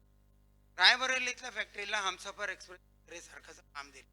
कपूरथळ्यावरचं लोड कमी केलं, त्यांना पहिल्यांदा हे काम दिलं. त्यांच्यावर लोड वाढला कारण एसी कोचेसची संख्या प्रचंड. आपण रायबरेलीला शिफ्ट केलं आणि रायबरेलीला फक्त आणि फक्त या ट्रेन्सची निर्मिती सुरू झाली आणि त्या पूर्ण ट्रेन्स बनवून रेल्वेला द्यायचं काम सुरू रायबरेली. हे पण काम त्याच दरम्यान म्हणजे 2007 ते 2000 या दरम्यान. इथून पुढचा 6वं डिकेड सुरू झाला. आता 2006 ते 2010 या दरम्यान फार मोठं काम झालं होतं जे रेल्वेच्या दृष्टीने. आता पहा तुम्ही पुढच्या टप्प्याला आलात तर 2015 ते 2025 या टप्प्यामध्ये वंदे भारत एक्सप्रेस पर्यंत आपण येतो. त्यात काय झालं तर वंदे भारत एक्सप्रेस तर टेस्टिंग म्हणजे ही रेल्वे डिझाईन करायची आहे आणि डिझाईन करताना आपण लोकोच लावायचा नाही आहे, लोको बिल्ट इन असला पाहिजे गाडीला, ही कल्पना होती. मग ही कल्पना कुठून आली तर EMU म्हणजे इलेक्ट्रिकल मल्टिपल. आपण मुंबईत जातो, पुण्यातनं पुणे लोणावळा फिरतो, त्याला इंजिन नसतं, मोटरमॅन असतो, तो एकदा त्या एंडला एकदा ह्या एंडला बसून तो गाडी चालवतो. ह्याच पद्धतीने आपली गाडी चालली पाहिजे ह्यासाठी म्हणून डिझाईन करायचं ठरलं. यातले जे टेस्ट होत्या ना ती त्यांनी घाट पार केला, बोरघाट थळघाट, आणि ह्याच्या ट्रायल या 2010 मध्ये आम्ही घेतल्या. त्यावेळेला EMUच आम्ही कर्जतून लोणावळ्याला आणायचो. EMUचं तुम्हाला माहिती आहे की ती मोठी असते, रुंद असते, त्यामुळे टनेलमध्ये ती काही आपण चालवू शकत नाही. म्हणून विदाऊट प्रवासी EMUचे टेस्ट आम्ही कंडक्ट करायचो आणि त्यात वाळूची पोती भरून फुल लोड करून आम्ही ती गाडी आणायचा प्रयत्न करतो. ती आणताना हे लक्षात आलं की 3 युनिटवर किंवा 4 युनिटवर येऊ शकते गाडीवर, पण घाटामध्ये काही ती स्पीड मेंटेन करेल असं नाही. मग आता त्यातनं कल्पना आली की वंदे भारत डिझाईन करताना काय केलं पाहिजे तर EMUला एक मोटर कोच असतो आणि 2 ट्रेल कोच असतात, 3चं एक युनिट असतं, एक इंजिन आणि 2 ओढायचे कोच. अशा 3 कोचची 9 डब्याची गाडी किंवा 4 याची 12 डब्याची किंवा 5 याची 15 डब्याची गाडी असते. आता ही 18 डब्याची गाडी आपण बनवूयात वंदे भारत, पण याला अल्टरनेट कोच हा मोटर कोच बनवायचा. मग प्रश्न येणार नाही, की आरामात घाट पार करून जाईल. ह्या पद्धतीने डिझाईन सुरू झालं. डिझाईन पेपरवर तर आलं, पण 2013ला भ्रष्टाचारावर बरंच काही काही सुरू होतं, त्याच्यात काही सरकार त्यांना पैसे देईना. मणी म्हणून रेल्वेत इंजिनियर होते, त्यांनी काय केलं, त्यांनी रेल्वे बोर्ड त्यावेळेचे जे चेअरमन होते त्यांच्यापुढे साक्षात लोटांगण घातलं आणि म्हणाले की हे प्रोजेक्ट खूप महत्त्वाचं आहे आणि तुम्ही मला तुमच्या अखत्यारीत पैसे. म्हणजे आता उदाहरण सांगायचं झालं तर प्रत्येकाला एक लिमिट असतं. जसं मी पुणे डिव्हिजनला ऑफिसर होतो, माझी लिमिट होती 1 कोटीची त्या काळी, 2010चं असं नाही. तर त्यापेक्षा पुढे मी काही कुठल्याही याला सँक्शन देऊ शकणार नाही किंवा प्रोसेसच करू शकणार. ती पॉवरवरती गेली. रेल्वे बोर्डाची 200 कोटीची पॉवर होती आणि त्याच्यात त्यांनी सांगितलं मणी साहेबांनी की तुम्ही मला 200 कोटी सँक्शन करा. त्यांची तळमळ बघून त्यावेळच्या रेल्वे बोर्ड चेअरमननी 200 कोटी सँक्शन. 2013 साली ह्या गाडीच्या कामाला सुरुवात झाली आहे, कुठे, पेरांबूरला, आणि डिझाईन होता होता 2015 पर्यंत आपण आलो. 2015ला कच्चं डिझाईन आणि कच्ची सामग्री समोर आली. त्यानंतर पुन्हा एकदा सुरेश प्रभू त्यावेळेला रेल्वे मिनिस्टर, त्यांच्या लक्षात आलं की हे ड्रीम प्रोजेक्ट ठरणार आहे आणि मग त्यावेळेला त्यांनी सांगितलं की नाही, वाटेल ते झालं तरी याला मागाल तेवढे पैसे देईन, टाका मागे काम. आणि मग वंदे भारतची निर्मिती आणखी चांगल्या पद्धतीने करायला आणखी त्याच्यात डिझाईन्स इन्क्लूड केले गेले. आणि मग तुमच्या समोर आता जी वंदे भारत आहे ती चकाचक स्वरूपात 2018ला सुरू अगदी पूर्ण झाली. तिचं पहिलं नाव दिलं गेलं T18 म्हणजे ट्रेन 2018. आणि ती ज्यावेळेला पहिल्यांदा भोपाळ टू दिल्ली ट्रायल घेतली गेली त्यावेळेला भयंकर खुश झाले सगळे, अर्थात त्याच्या पुढे वंदे भारत हे नाव झालं. आणि ही गाडी तुमच्या समोर आली. आज तिचा जो टप्पा आहे तो स्लीपरचा आहे. ह्या कोचला फक्त एक्झिक्युटिव्ह क्लास आणि जनरल क्लास आहेत आणि त्याच्यामध्ये फक्त चेअर्स आहेत, स्लीपर नाही. आणि ती गाडी जास्तीत जास्त 8 तास तुम्ही प्रवास करू शकाल अशा पद्धतीने डिझाईन केली. पण फक्त तुम्ही बसून जाणार आहात, झोपून नाही जाणार. आणखी काळ माणूस बसू शकत नाही 8 तासापेक्षा जास्त खुर्चीत, म्हणून 8 तास. आणि मग ठरलं की नाही याला स्लीपर लावायची आणि मग त्या दृष्टीने प्रयत्न सुरू झाला. अजूनही काही ती गाडी आलेली नाही बाहेर, पण मोस्टली या वर्षात ती बाहेर येईल आणि स्लीपरची पहिली ट्रेन सुरू होईल कोलकाता ते दिल्ली या मार्गावर, असं आशा आहे. अजून काही पक्का नाही, पण ह्या टप्प्यापर्यंत आपण आलो. आता ह्या शेवटच्या 2 वर्षात पुन्हा आपल्याला मार्गक्रमण करायची होती. काय तर हे 12,000 HP मोठं इंजिन जे मी तुम्हाला म्हणलं ते स्थापन करण्याकरता, ते प्रोडक्शन त्याचं होण्याकरता म्हणून रेल्वेने 2007 साली एक प्रोजेक्ट मांडलं होतं आणि ते होतं मधेपुरामध्ये आपण एक मोठं इलेक्ट्रिक लोकोशेड टाकायचं. आणि मधेपुरामध्ये त्याचं कामही सुरू झालं होतं 2008-09च्या दरम्यान.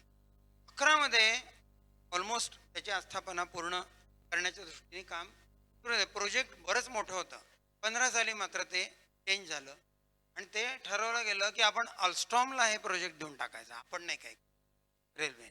आणि अल्स्टॉमला पूर्ण ही प्रोजेक्ट हँडओव्हर केलं गेलं विथ द कंडिशन. शेअर काय आहेत, 76% शेअर त्याचा अल्स्टॉमचा राहील आणि 24% फक्त भारतीय रेल्वे. म्हणजे नफा जर झाला तर त्यातला 24% फक्त तुम्हाला मिळेल, पण बाकी सगळी तयारी तुमची, पण गेलं त्यांना. करायचं त्यांनी 12,000 HP लोक त्यांनीच बनवायचे आणि TFCCला पुरवायचे.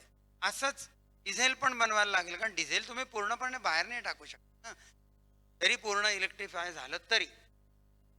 मग काय झालं तर पुन्हा बंगाल आणि बिहारच्या बॉर्डरवर आणखी एक कारखाना उभा करायचा ठरला. तो दिला गेला जनरल इलेक्ट्रिक अमेरिका या कंपनी. त्यांच्याबरोबरची पण बोलणी अशीच 2011 पर्यंत चालू होती. 15ला पुन्हा तोही निर्णय बदलला. ते म्हटले जसं तुम्ही ऑलस्टॉमला दिलं तसंच आम्हाला दिलं, सेम कंडिशनवर 76-24 ला आपण तो कारखाना बहाल करून टाकला. त्याचंही काम सुरू झालं. 11,000 ते 14,000 कोटी म्हणजे ईला दिलेल्या प्रोजेक्टचं ॲक्च्युअली जर तुम्ही हे पाहिलं तर ते 19,000 कोटीपर्यंत. आता इथे हे दोन्ही प्रोजेक्ट त्यांना दिल्यानंतर त्या लोकांनी काम चालू केलं. साधारण एक 200 कोच त्यांनी निर्माण करायचे.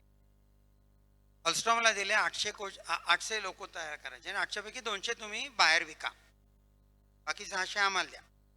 TFCC ठरलं. त्या पद्धतीने काम चालू आहे. आता इथपर्यंत आपण आल्यानंतर प्रश्न येतो तो पुढे काय.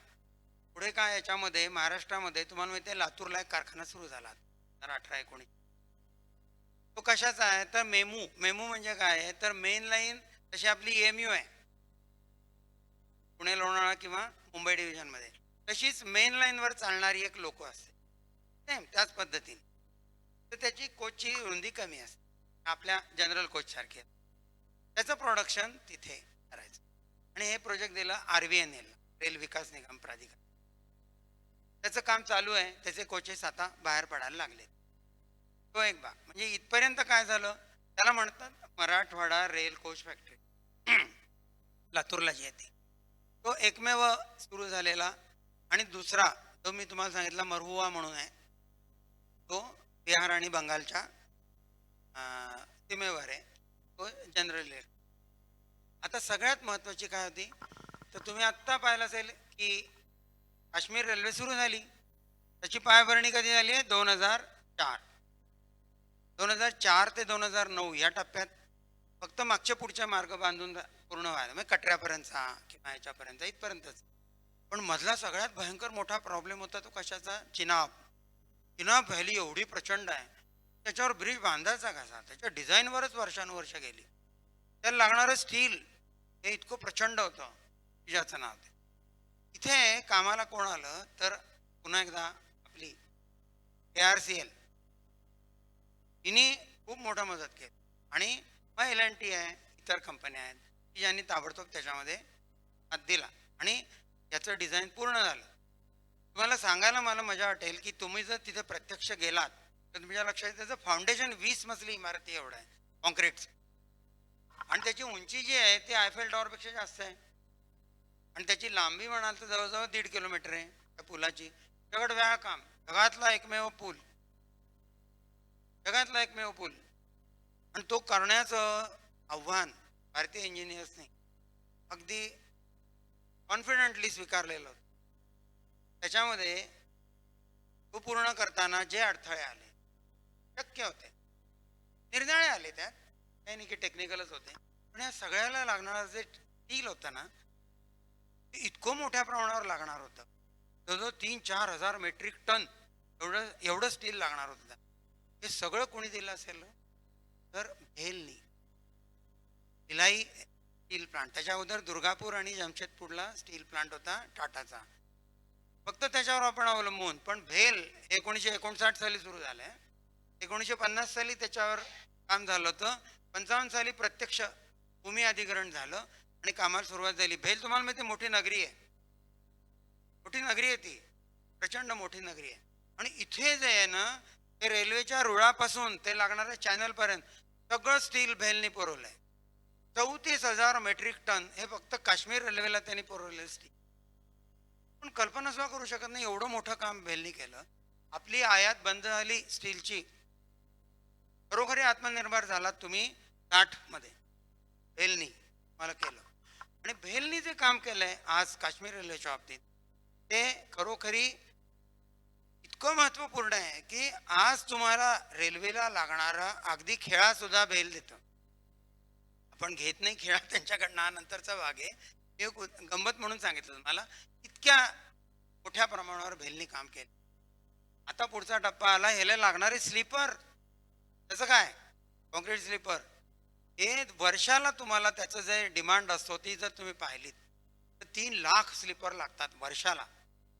मोडतात, रिप्लेस करावे लागतात तुम्हाला. 40 वर्षाचा त्याचा लाईफ असतं, पण डिरेलमेंट झाली की पूर्ण लाईन तुम्हाला नवीन करावी लागते. ती काय करणार तुम्ही, त्याच्यासाठी तुम्हाला दरवेळेला ते रिप्लेस करावं लागतं. ह्याचं उत्पादन हे काय केलं रेल्वेनी, प्रत्येक डिव्हिजनमध्ये तुम्ही तुमचं चालू करा. 52 ठिकाणी 52 डिव्हिजन आहेत ना रेल्वेच्या, प्रत्येकाने आपलं प्रोडक्शन चालू करा. भलेही तिथे बाहेरचा माणूस येऊन करेल. आस्थापना रेल्वेची कॉन्क्रीटचा कारखाना रेल्वेचा इथे आपल्याकडे म्हणाल तर दौंडला आहे आणि लोणावळ्यात आहे. दोन्ही ठिकाणी रेल्वेच्या स्लीपरचं प्रोडक्शन होतं.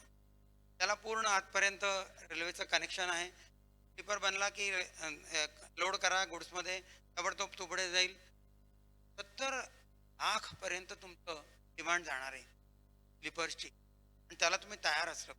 हे सगळे कारखाने वाढवले तेव्हापासून. कधी 1990च्या दरम्यान हा डिसिजन घेतला गेला आणि कारखाने फटाफट उभे राहिले सगळीकडे, आणि हे सगळे कारखाने सक्षम आहेत आज. इथपर्यंत रेल्वे झालं. आता तुम्ही प्रश्न विचारलात मेट्रोचा. रेल्वेने जी प्रगती केली ती वंदे भारत पर येऊन थांबली 1853 ते वंदे भारत. पण मेट्रोचं जाळं जे आहे पूर्णतः निराळ आहे. रेल्वेचा त्याशी काही संबंध नाही. मेट्रो ही निराळी कंपनी आहे, हा एक भाग.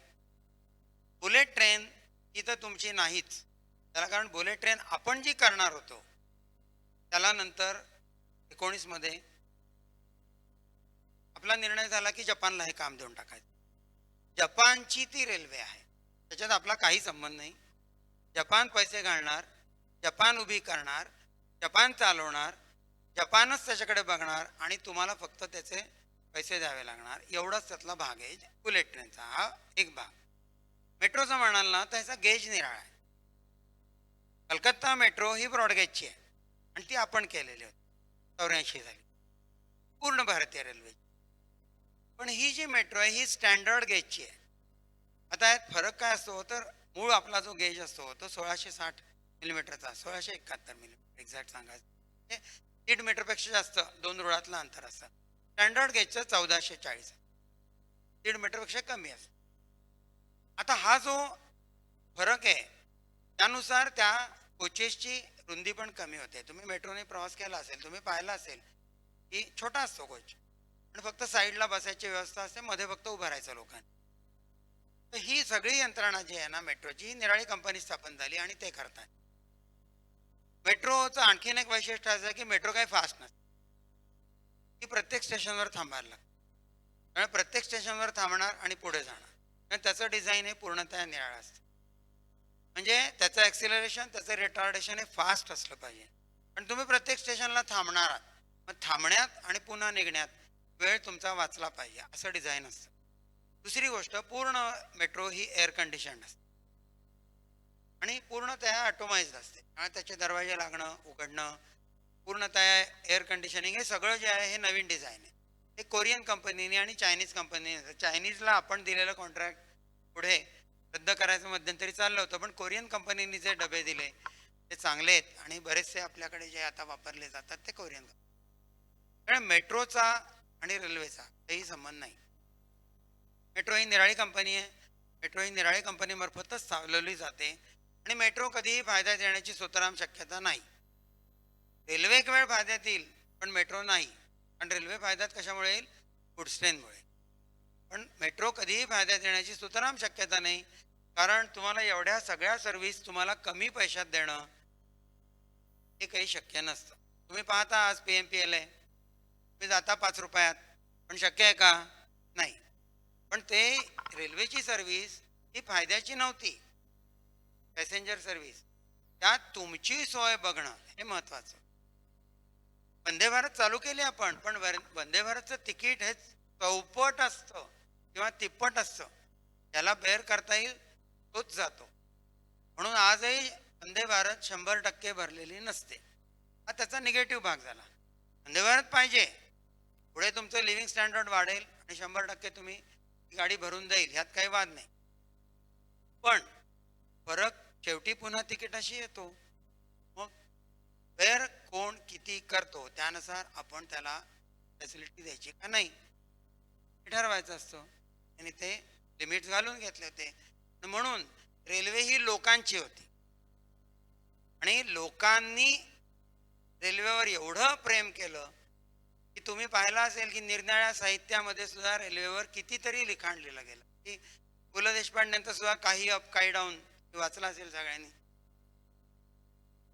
असंख्य कविता आहेत रेल्वेशी कनेक्टेड. कारण रेल्वे ही तुमची आहे, म्हणून हा प्रवास तुमच्या पुढे मांडणार आहे. तुम्ही खूप खूप आभारी आहे. आशा आहे की तुम्हाला आवडला असेल. थँक्यू, धन्यवाद.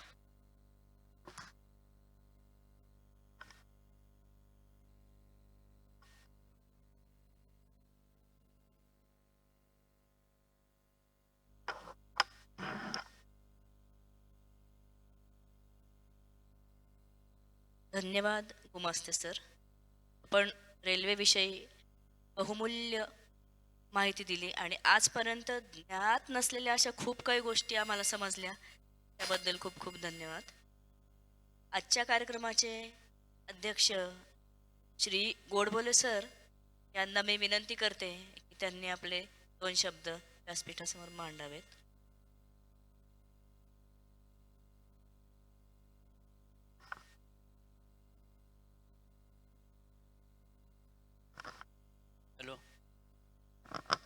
हॅलो, नमस्कार. हा आपला 2026चा नवीन इंग्रजी वर्षातला पहिलाच कार्यक्रम आहे. जरा एक वेगळ्या प्रकारचा कार्यक्रम ठेवला यावेळेला. मुद्दामून ठेवला होता की काहीतरी वेगळं जरा लोकांनाही माहिती व्हावं. म्हटलं तर रेल्वेचा हा विषय म्हणला तरी आपण सर्वजणच रेल्वेने प्रवास केलेला आहेच आहे. आणखीन मुख्य म्हणजे लांबच्या प्रवासाकरता आपण रेल्वेच प्रिफर करत असतो. आता सध्या विमानांचा आपण घोळ बघितल्यावर तर आता लोकांचा रेल्वेवरचा विश्वासही आणखी वाढला आहे.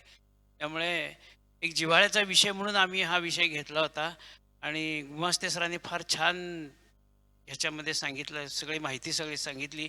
म्हणजे त्याच्यातलं ब्रिटिशांनी किती आपल्याला लुटलं हे सुद्धा त्यांनी आपल्याला सांगितलं. आपल्याला माहीत नसतं आपल्याला ह्या गोष्टी, तर त्यांनी ते पण सांगितलं. त्याच्यानंतर त्यांचे वेगवेगळे त्यांनी 5 भाग केले त्याचे. नंतर स्वातंत्र्य मिळाल्यानंतर पहिल्या 10 वर्षातच आपण किती चांगली प्रगती केली हेही त्यांनी त्याच्यामध्ये नमूद केलं. आणि खरोखरच पहिल्या 10 वर्षात चांगली जी प्रगती झाली त्याच्यामुळेच पुढे सगळं हा बेस त्यांनी तयार केला. सगळी झोन होते ते सगळे एकत्र करणं वगैरे सगळं फार छान प्रकारे त्यांनी हे केलं. त्याच्यानंतर आता आपण माल विशेषतः डेडिकेटेड कॉरिडॉर म्हणतो तसं डेडिकेटेड माल वाहतुकीकरता त्यांनी जे केलं की रेल्वेला जे उत्पन्न देणारं जी गोष्ट आहे त्याच्याकरता काहीतरी वेगळं त्यांनी डेडिकेटेड ट्रॅक केले आणि त्याच्याकरता त्याच्यामुळे उत्पन्नही वाढायला लागलं. त्याच्यानंतर आजूबाजूच्या गावात इंटरनेट फॅसिलिटी देऊन रेल्वेने आपलं उत्पन्न कशा प्रकारे वाढवायचं हे सुद्धा एक वेगळे मार्ग शोधले. हे खरोखरच चांगलं आहे, म्हणजे त्याच्याबद्दल काही प्रश्नच नाही. आणि आता वंदे भारतपर्यंत आपण आलेलो आहे. कालच मी बघितलं की आता हायड्रोजन रेल पण आता चालू होते. हायड्रोजन रेल त्याचा ह्या मे महिन्यामध्ये चालू होणार आहे. आणि त्याच्यात जर आता रेल्वेचे जे इंजिनाचे जे कोच हे असतात भाग असतो जो तो तर आता त्यांनी सांगितलं की आता कॉम्प्युटर रूम जशी असते ना तसा तुम्हाला दिसेल तो ह्याचा, म्हणजे जो ड्रायव्हर वगैरे जे बसतात कॅब तर ती केबिन जी असते ती आता कॉम्प्युटर रूम जशी असते तशी असेल असं त्यांनी सांगितलं. म्हणजे इतकी प्रगती आता चांगली झाली. म्हणजे प्रत्येक वर्षी प्रत्येक ह्यांनी स्वातंत्र्य मिळाल्यापासून रेल्वेने खूपच चांगली प्रगती केलेली आहे. आणि तुम्ही जे सांगितलं त्याच्याबद्दल खरोखर आम्हाला सर्वजणांना काही इतक्या माहिती नसते. तुम्ही त्या क्षेत्रातले असल्यामुळे खूप चांगली माहिती सांगितली. धन्यवाद. आजचा कार्यक्रम संपला. मुख्य म्हणजे आणखीन गुमास्त्यांचे माझा काही परिचय नाही बरं का. खरं तर हा धन्यवाद द्यायला पाहिजे तिखे ना बरं का. तिखेनी हा यांचा एक कार्यक्रम बघितला होता आणि त्यांनी मला सांगितलं होतं की आपण एक दिवशी ह्यांचं ठेवूया कार्यक्रम म्हणून. खरं तर त्यांचं प्रोजेक्टर आणून करायचं त्यांचं ते पण आहे. त्यांनी मला विचारलं होतं प्रोजेक्टर आणाल का? पण प्रोजेक्टर काही शक्य झालं नाही. म्हटलं तुम्ही जर सांगा तरी आम्हाला माहिती म्हणून ते आले या इथे. म्हणजे खरं धन्यवाद तिखेंना द्यायला पाहिजे बरं का. तिखेंच्यामुळे आमची हे झाली परिचय झाला आणि मी त्यांना कॉन्टॅक्ट केलं. म्हणजे 4-5 महिन्यापूर्वी तिखेंनी सांगितलं होतं. मी नोंद करून ठेवली होती की ह्यांना एक दिवशी बोलवायचं आहे. मध्ये 2-3दा फोन झाले. नंतर आता हे आज योग आला. सगळ्यांना धन्यवाद. ओके. काही प्रश्न असेल?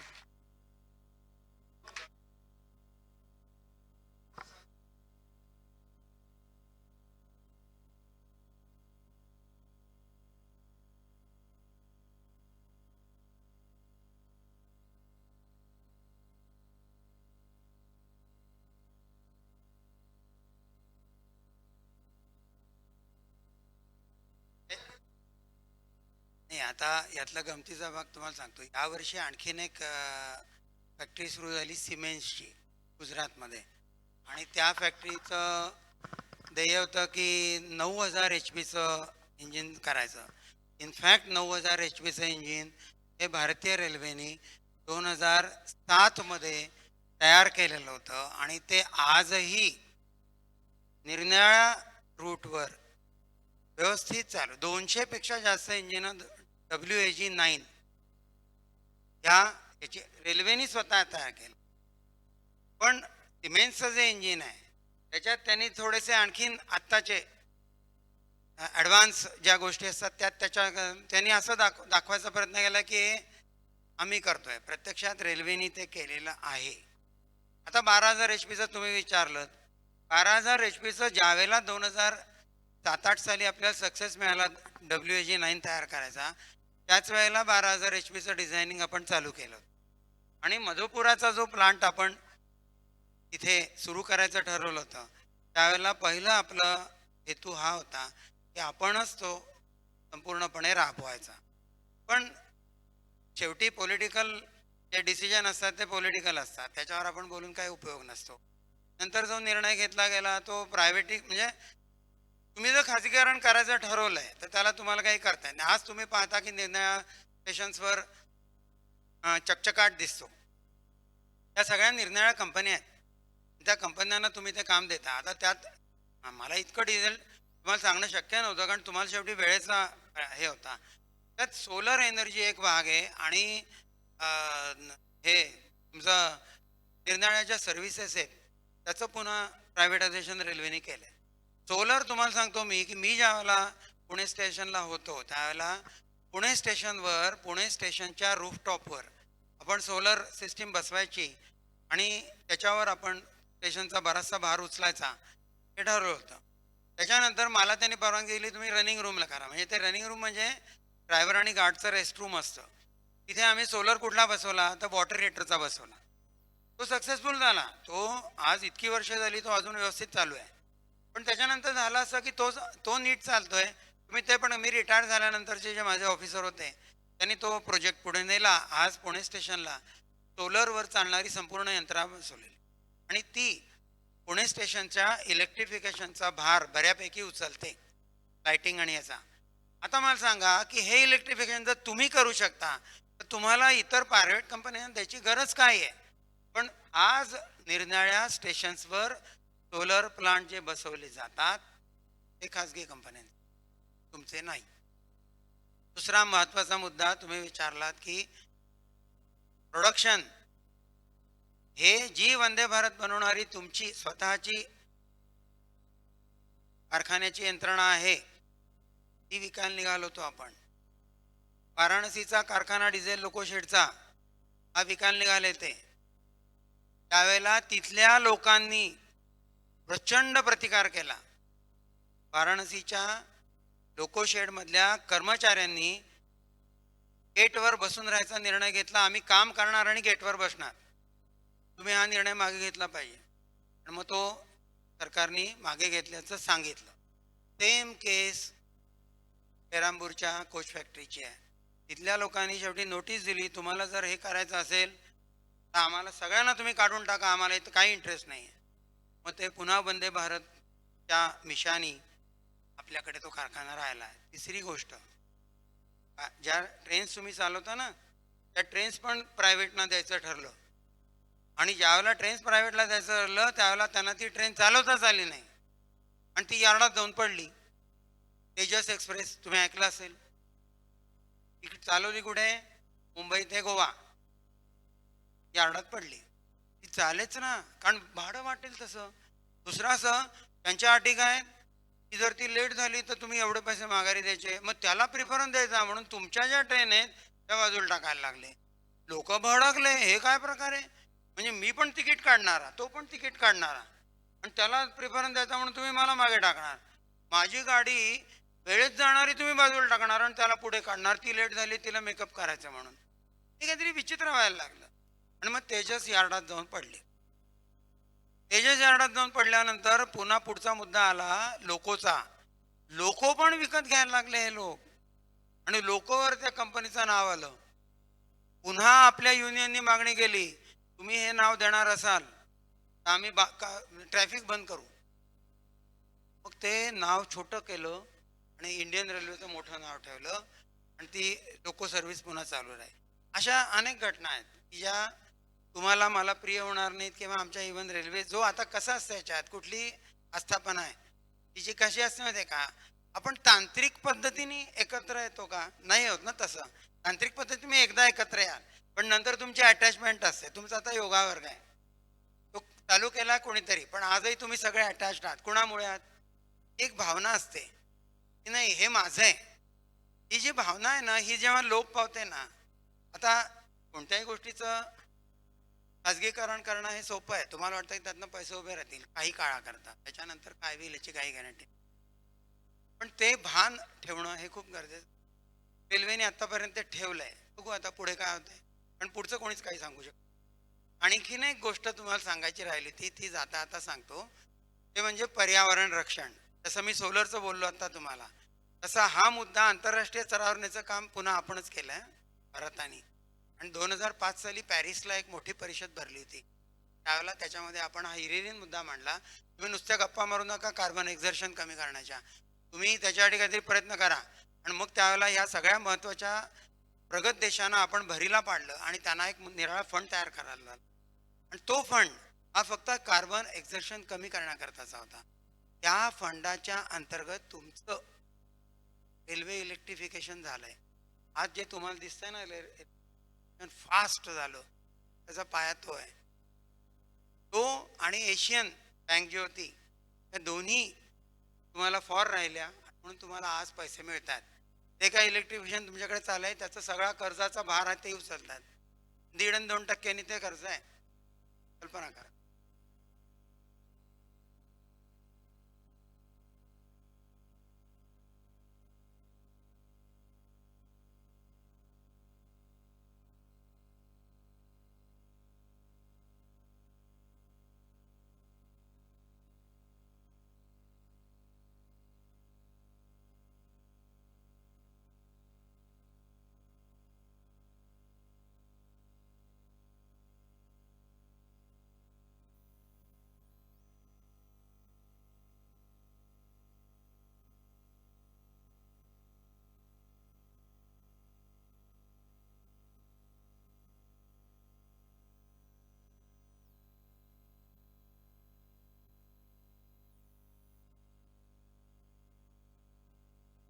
धन्यवाद गुमास्ते सर. आता मी श्री जोगदेव सरांना विनंती करते की त्यांनी आभार प्रदर्शन करावं.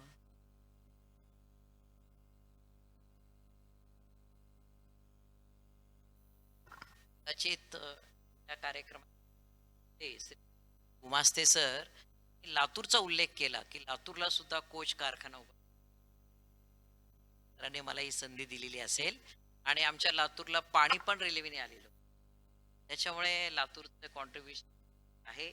आणि मेकॅनिकल इंजिनिअरिंगचा role play locomotive engines team इंजिनमध्ये फार मेजर आहे. आज आपण प्रत्येक रेल्वे स्टेशनला पाहतो की एक कोळशाचं इंजिन कुठेतरी मॉडेल म्हणून ठेवलेलं प्रत्येक स्टेशनला आहे. तर त्याच्यामुळे माझाही मेकॅनिकल इंजिनिअरिंगचा रोल आहे, सरांचा इलेक्ट्रिकल इंजिनिअरिंगचा रोल आहे.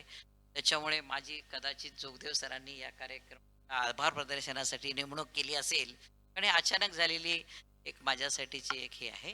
तर आजच्या कार्यक्रमात प्रमुख वक्ते श्री गिरीश गुमास्ते सरांनी जी जर्नी आपली केली. आपण जर्नी ट्रेननी करत असतो, पण त्या ट्रेनची जर्नी त्यांनी ज्या पद्धतीने आपल्यासमोर मांडली, विशेषतः त्यांनी ते रेल्वे रिझर्वेशनचे कॉम्प्युटरायझेशन असेल किंवा वेगवेगळे नॅरो गेज, ब्रॉड गेज आणि सगळ्या प्रकारच्या टाईपचे गेजेस, मीटर गेज, ह्या सगळ्याचा उल्लेख त्यांनी छान पद्धतीने आपल्याला परत एकदा उजळणी केली. आपण सगळेजण यातून प्रवास केलेला असतो, परंतु त्याने आता तो काश्मीरचा जे काही प्रकल्प आहे किंवा ते जे काही हे सांगितलं आणि आपल्या गोडबोले सरांनी तर आता हायड्रोजन इंजिन्सचा उल्लेख केला. हे खूप महत्त्वाचं आहे, कारण रेल्वेतली सुद्धा डेव्हलपमेंट ही हायड्रोजन इंजिन असणार आहे, कारण लो एमिशन इंजिन्स त्या पद्धतीने ते पण आहे. त्यामुळे सर्व रेल्वेची ज्या पद्धतीने उजळणी झाली, सगळ्यांना खूप आनंद वाटला. आपण लहान मुलांना सुद्धा खेळणी रेल्वेचीच आणून देतो, तर तिथून ते आपल्या रेल्वे अटॅच झालेली आहे आपल्या सगळ्यांच्या समवेत. तर मला असं वाटतं की खूप वेळ कार्यक्रमाचा झालेला आहे आणि आजच्या कार्यक्रमाला उमासे सरांनी जो काही आपला त्यांचा बहुमोल वेळ आपल्याला दिला, आपल्याबरोबर शेअर केला, सगळे व्ह्यूज शेअर केले आणि आपल्याला एका वेगळ्या विश्वात घेऊन गेले, त्याबद्दल त्यांचे खूप खूप धन्यवाद, आभार. त्याचबरोबर आजचे कार्यक्रमाचे आयोजक आपले गोडबोले सर, आपले जोगदेव सर यांनी हा जो इनिशिएटिव्ह नवीन वर्षाचा घेतलेला आहे, त्याबद्दल त्यांचेही खूप खूप आभार. आपल्या कार्यक्रमासाठी एवढ्या सुंदर हॉलची व्यवस्था आज अखिल भारतीय मराठा शिक्षण परिषदेने आपल्याला हा सुंदर हॉल उपलब्ध करून दिला, त्याबद्दल या संस्थेचे पण खूप खूप आभार. या कार्यक्रमासाठी आपले सचिन पिसाळ, आपले योगार्थी, त्यांनी सुंदर असं यूट्यूब चॅनलच्या माध्यमातून, लिंकच्या माध्यमातून लाईव्ह आज कार्यक्रमाचं शूटिंग केलं, त्याबद्दल त्यांचेही आभार. आणि मुख्य म्हणजे या कार्यक्रमाचे प्रास्ताविक आणि पूर्ण कार्यक्रमाचं वर्णन कल्पना राजपूत मॅडम यांनी सुंदर पद्धतीने केलं, त्याबद्दल त्यांचेही आभार. आणि आपण सर्वजण उपस्थित राहिल्यामुळे या कार्यक्रमाला खूप मोठी शोभा आली.